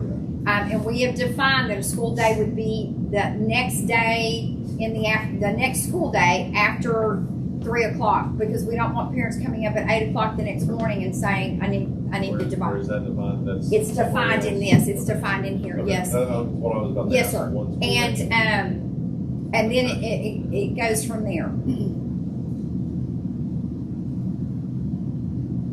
How do my administrators feel about keeping a cell phone for 3 days?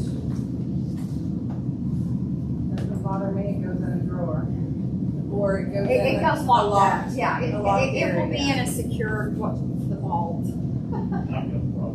Yeah, it's not in my actual possession. I've got a so it's problem. put away. So,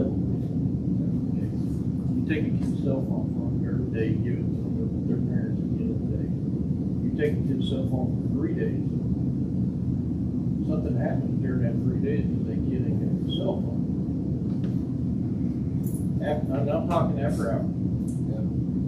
Something happens to that kid because you took it for 3 days. There's gonna be some problem. Well, this is the board's decision. So if you choose to change language that we're proposing, that we're open for that, and we need to make those suggested changes. We would request that we would do those tonight. May I say, guys, there are many occasions that when we do take up a student's phone in middle school, the parents tell us to keep it for a week. Sure. We have lots of parents that choose to do that because their student didn't make the right decision. Sure. And I think, I don't want to speak for what I'm hearing. I also got the same feedback from Steve. Was at that point, that's the parent's choice, not the district's choice.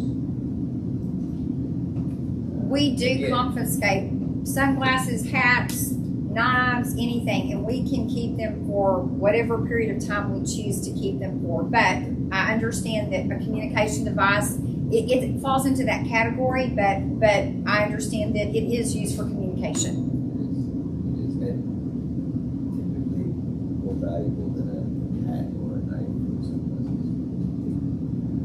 Right? I mean, most of these kids are carrying around $1,000 device. Some of them have 2 and 3 of them. And yes, exactly. You may be confiscating the burner and the second burner and the third, but that's again. On that same note, you'd have to stick with number one there. They have to get it at the end of everything. It would, if we do that, it would be available to them at the end of the day. Yes, it would Because be. otherwise they're going home and parent can't get a hold of them because who knows where they're at. I mean, the The parent has to pick up the phone. We will not return the device to the student. Right. So at that point in time, it's the parent's choice.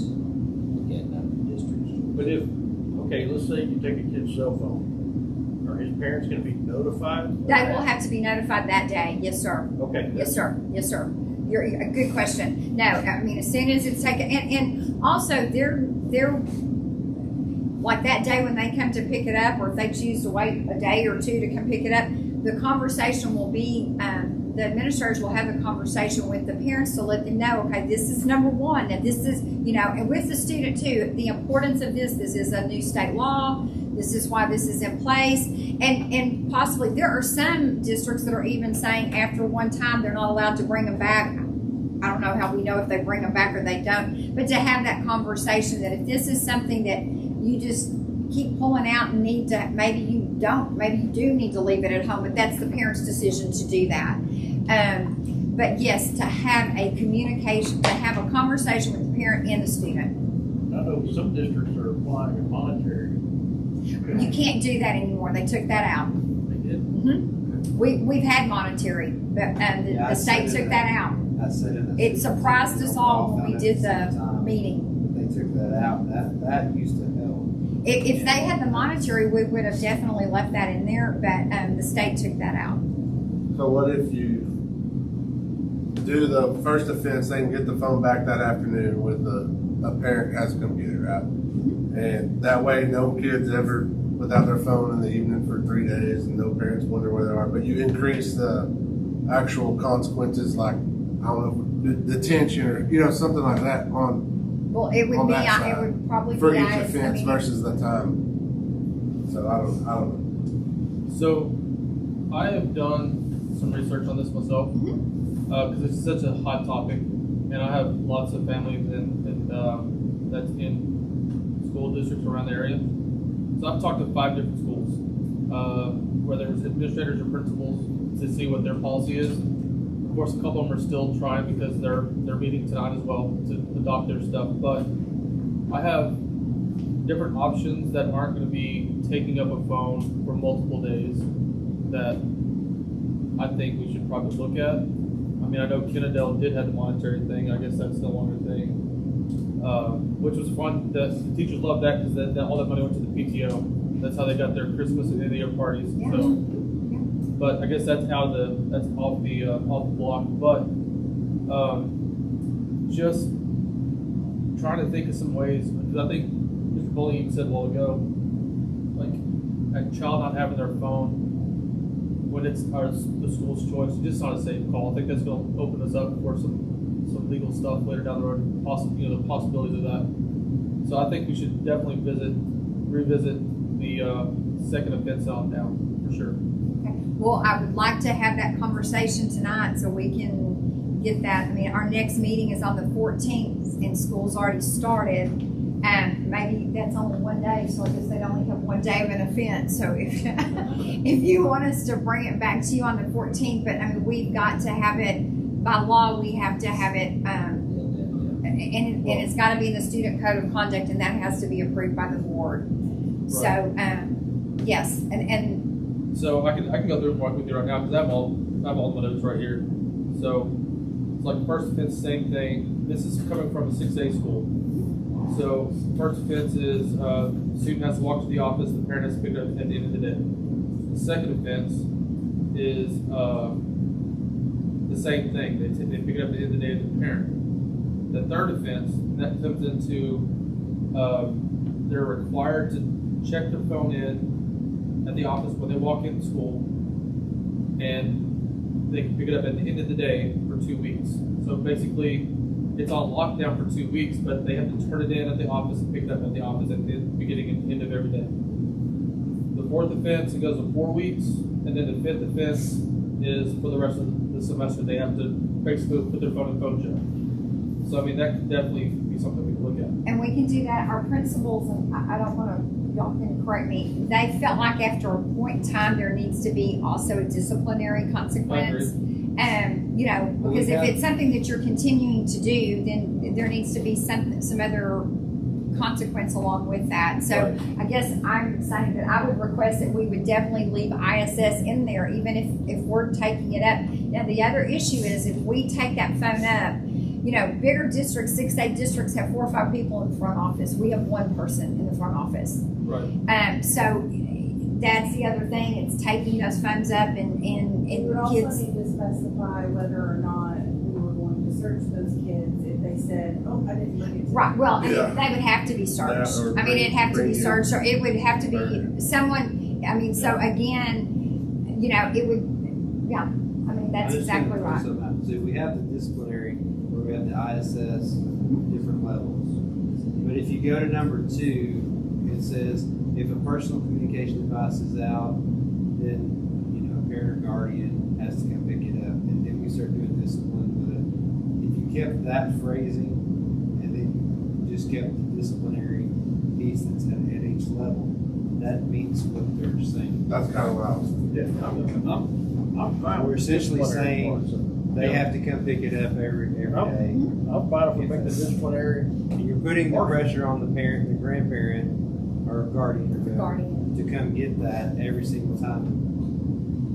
I don't think they're gonna wanna come that I just often, want but maybe they would. I process don't to know. be able to follow so Sure. that we can be consistent. We're consistent across the Could board. we leave it open like a vague discipline thing, so after the second offense, it's like, I mean, I'm just saying, like, just a disciplinary action, you know, according to their administrator, because at that point, if that's a problem child, then they need to go to ISS maybe, when it's somebody that, you know what I'm saying? We just say, I'm just I think thinking out loud. if you break the law, it's the same fine for everybody. You know what I mean? That's my opinion. And I guess my other question is, with first offense, second offense, third offense, fourth offense, is that for the year? Is that based by semester? No, it's for the year. It's for the year, so. It's stacking up. You don't get to start over So you do in it January.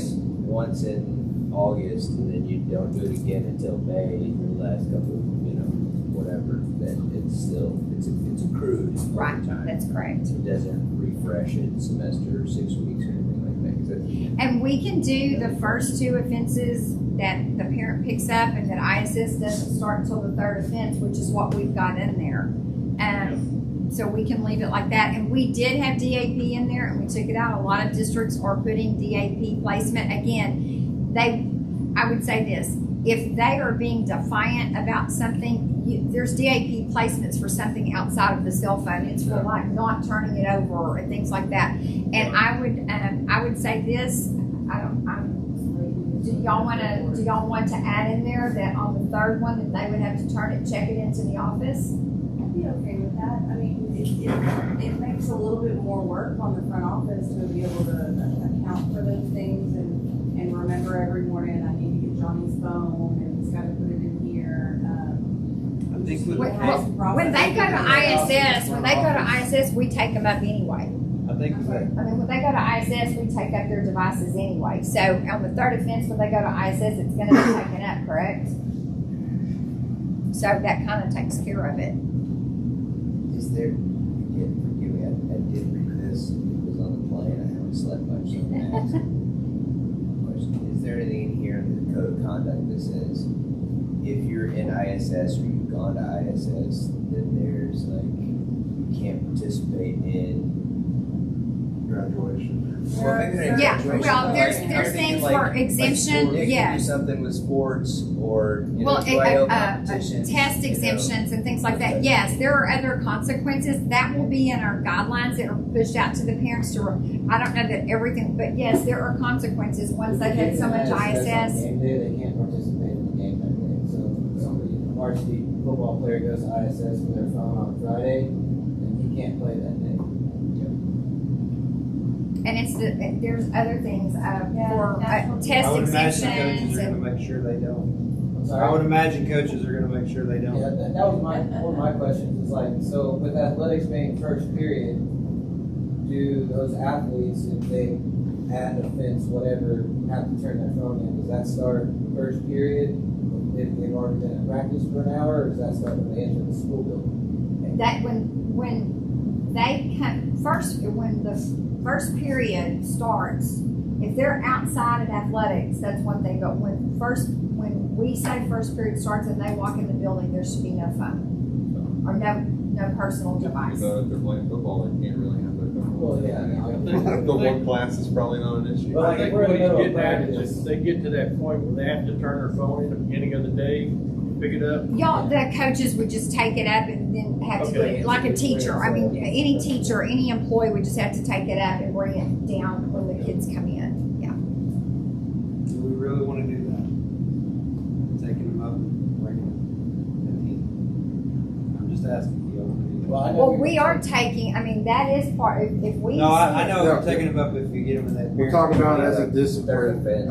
third offense. Well, that the take third people- offense, they're in ISS, and we take the phone up when they go to ISS. DAP and ISS, they don't have their devices are Let taken me up. clarify, are you recommending the holding it, because at the end of the day, I guess they are gonna be holding it anyways, but when they get in trouble and they say, hey, for a week, you've gotta bring it to the office for the first period, are we recommending that or not? Right now, what we have in there is on the first offense, it goes to the office, parents have to pick it up at the end of the day. On the second offense, we were keeping it for a 1 day period. So we're saying we're going to change that. So we would be taking it up and keeping it till the end of the day. Until the parents come together. Until the parent comes. Right, till the end of the, it's till the end of the day or until the parent picks it up. That's correct. Right, At the end of the day. that's right. If it sits there That's for right. 2 weeks, that's. Now, my question to principals is, then the ISS would kick in on the third time, just like what we have in there. And so what it would amount to is, we're gonna be keep, as many days as they're in ISS, their phone is taken up from the beginning to the end. It's given back to them at the end of the day, but it's taken up, while they're in ISS. But we're requiring parents to come pick it up every time. No, because not on the days they're in ISS. The kids are getting issued back to them. It's the only time a parent has to pick it up is when they've had it out and used it and they weren't supposed to. Then for that concert, that day, the parent has to pick it up. I got a question for Coach. How often are you aware of these violations? Like, so, obviously you're worried about players on Friday being in school suspension. So, would you think you'd be informed on the second offense that, hey, they've got 2 the next time they're going to ISS, and you could have, a little more intervention on the sports side, talking to them or Usually the front office, like if a kid went to ISS, they send out an email to all those teachers and all whoever's on their schedule saying, Johnny so-and-so's in ISS, please, pick up, or please send his work to the ISS teacher. So I think if we did that as well, and then they just put, for phone usage too. But could you not be notified at the second offense? Yeah, I think he's talking about more like a grade alert, right? Yeah, second offense. So you, other football coaches that have these, or any sports coach that has these relationships with these kids can say, That's hey. just going into the center for it. And I would say that's gonna be the kids to come and let the And Coach coaches Dan know. Smith has done a good job about telling us why they're in there. So like we can know, why they're in there. Well, I'm talking about having those conversations like, hey, you do this one more time, you probably won't be playing the next football game because of, we're definitely, trying to get ahead of it before it's. Well, it's like, when I was in high school, you were acting stupid in class. That teacher would notify the coach and you were getting smoked after school, that kind of thing. That's not allowed. It's conversations. Is there, Have conversations. yeah. Is there going to be, I guess this would be the principles, maybe there's I guess it's on the sender too, tracking them, knowing, this person, where they're at. Yeah, that's what I was getting at. So y'all will know, hey, next time they're going to be out for 3 days, or next time they're going to be out for 1 day. You could just, hey, you do it again, you're probably going to miss this game, or whatever. So We definitely have those conversations with the kids, and that would be part of the parent meeting. We have to let the parents know. all right. I think what I'm hearing these two say is he wants athletics to be notified on the first and second offense so that they're aware that they need to be having a conversation. Well, with their I'm not saying they have to be. I'm asking if would that be beneficial. I'm gonna say that's also, at high school, you charge kids, they're to be in athletics, to be in FFA, to be in these extracurricular band. Those kids need to also be in communication with their coaches and to let their sponsors to let them know. But we'll try to work out some way for them to. And that doesn't even have to be a formal thing. No, That I could be just understand. something between coaches and So point of order here, are we going to make a recommendation of keeping the language the way it is, minus the however many days of phone jail that we're talking about here, and just stick with the disciplinary of the ISS, right? And then the parents picking up the device at the end of the day. So it just means first and second offenders are basically the same punishment. Correct. Yeah. Everybody, that work out. Administrators, how do we feel about this? I'm okay with whatever is decided. We just want to have a process Yeah. to make sure that we're consistent. And again, yes, sir. Say something about burner phones over there. You take your phone, if you can't find a way to know that your phone is not with them or anything else, they got a burner phone, and just keep on going whatever they want to do. It's true. It's true. But So probably. we're gonna pay the fine for that burner phone. Yeah, I don't know. And unfortunately, we can't control that Otherwise, we become school TSA. And I don't know that we want to get into that business. I mean, the school I was talking about earlier, they do have a policy for burner phones. So if a kid gets caught with a phone, let's say third period on a Monday, and they get caught with the second phone. What's the second offense? Well, theirs is they go straight to ISS. Well, we can add that in there if y'all want to do that. I mean, if to me, it would be the second offense. I was thinking leave it in that you could burn through 3 offenses in one day, depending on how many phones you have, I guess.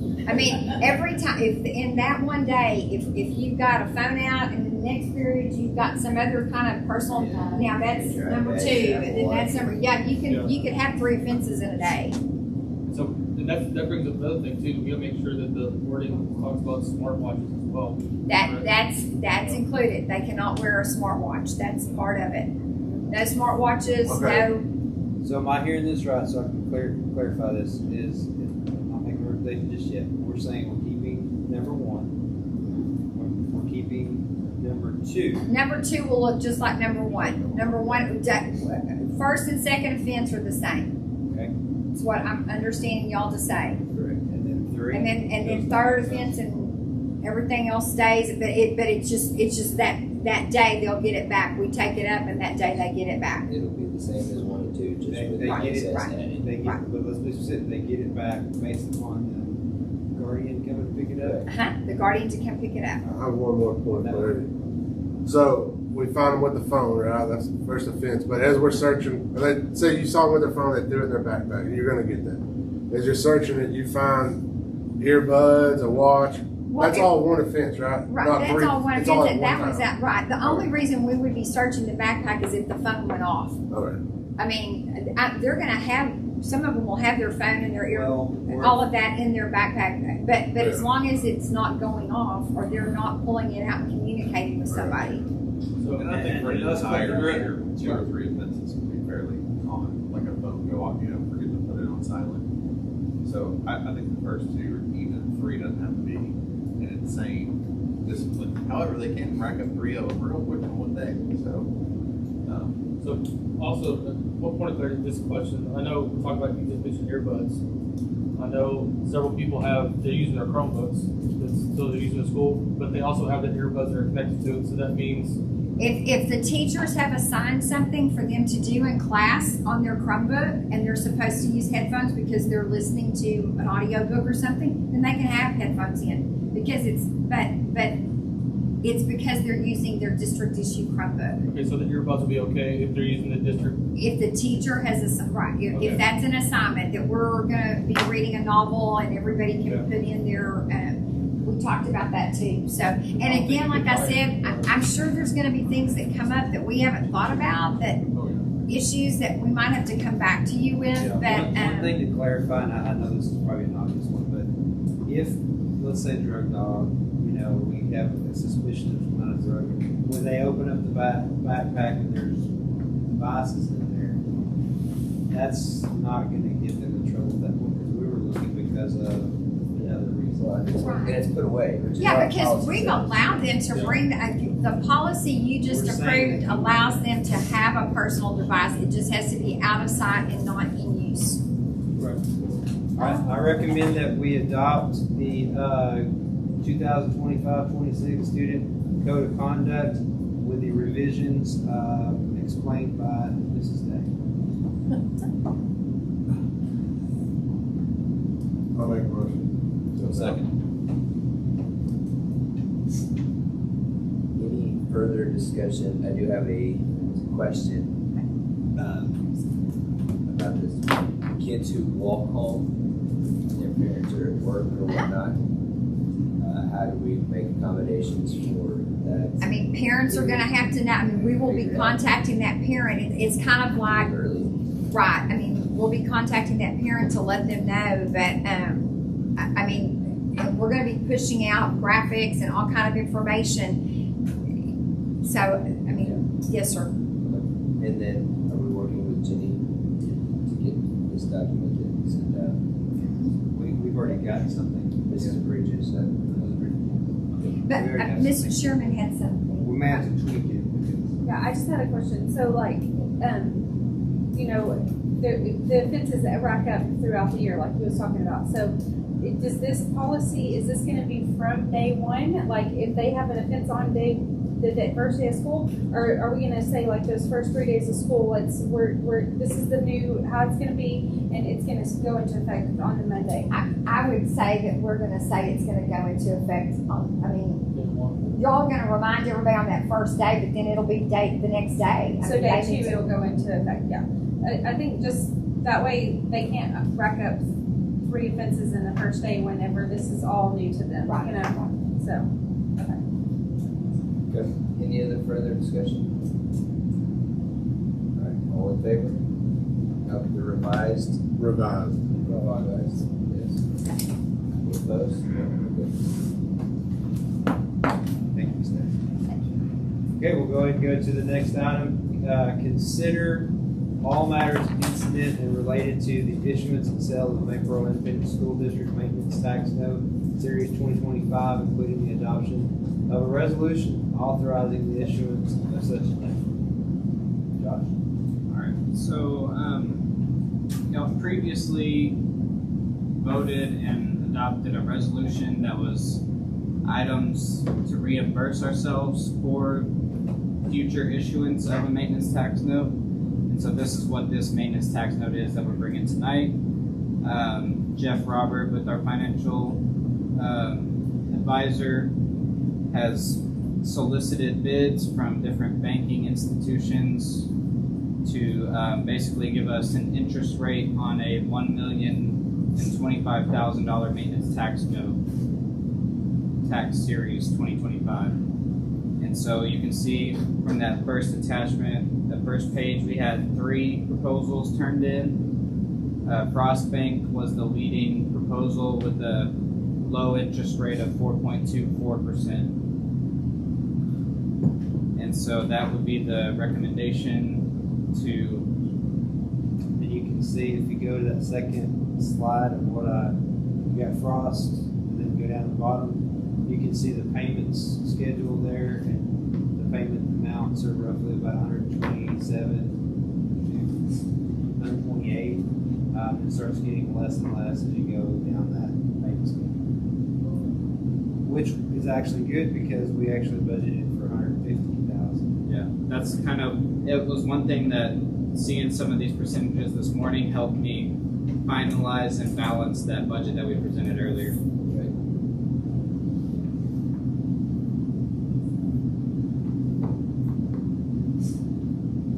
I recommend that we approve the issuance and sale of Maypearl Independent School Maintenance Tax Note Series 2025, including the adoption of a resolution authorizing the issuance of such a note. We have to approve the bids with, we have to make a motion for this bank to use. I don't think it would hurt if you did. I think it would probably be a good idea. Okay. Yeah.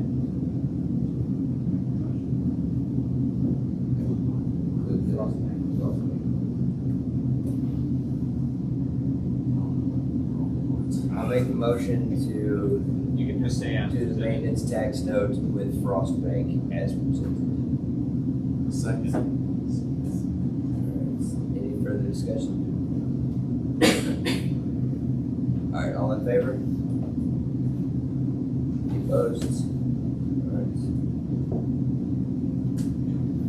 The next 2 items there you'll see is our quotes, and that's for the elevator.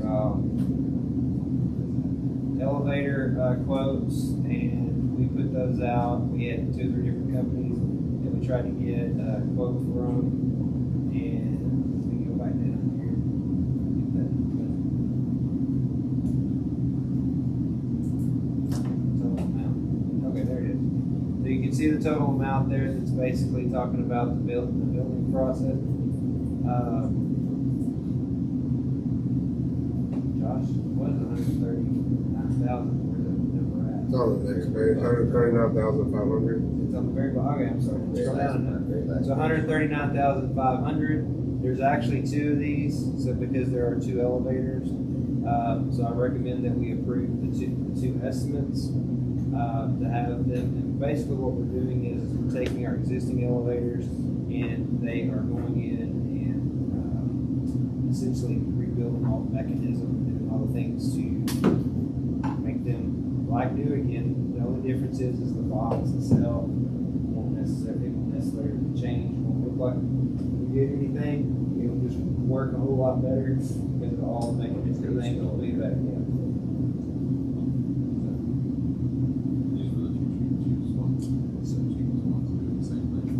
And ours, we're kind of locked in too because I learned this is that we have a very specific type of elevator, and so therefore it kind of locks you into a certain price point because the type of elevator it is.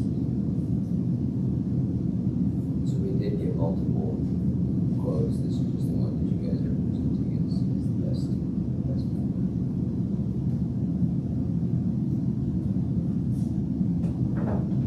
It does have an allowance of $10,000 to, I guess, make it look on the side. It says on there. Okay.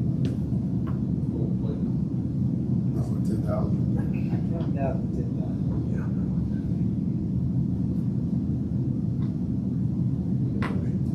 Make a motion to approve as presented. Second. Any further discussion? All in favor of fixing the elevators? And Jerry was saying. All opposed to fixing the elevators? Maybe say it that way.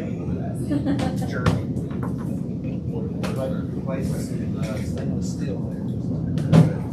It is 8:46. Going into closed session.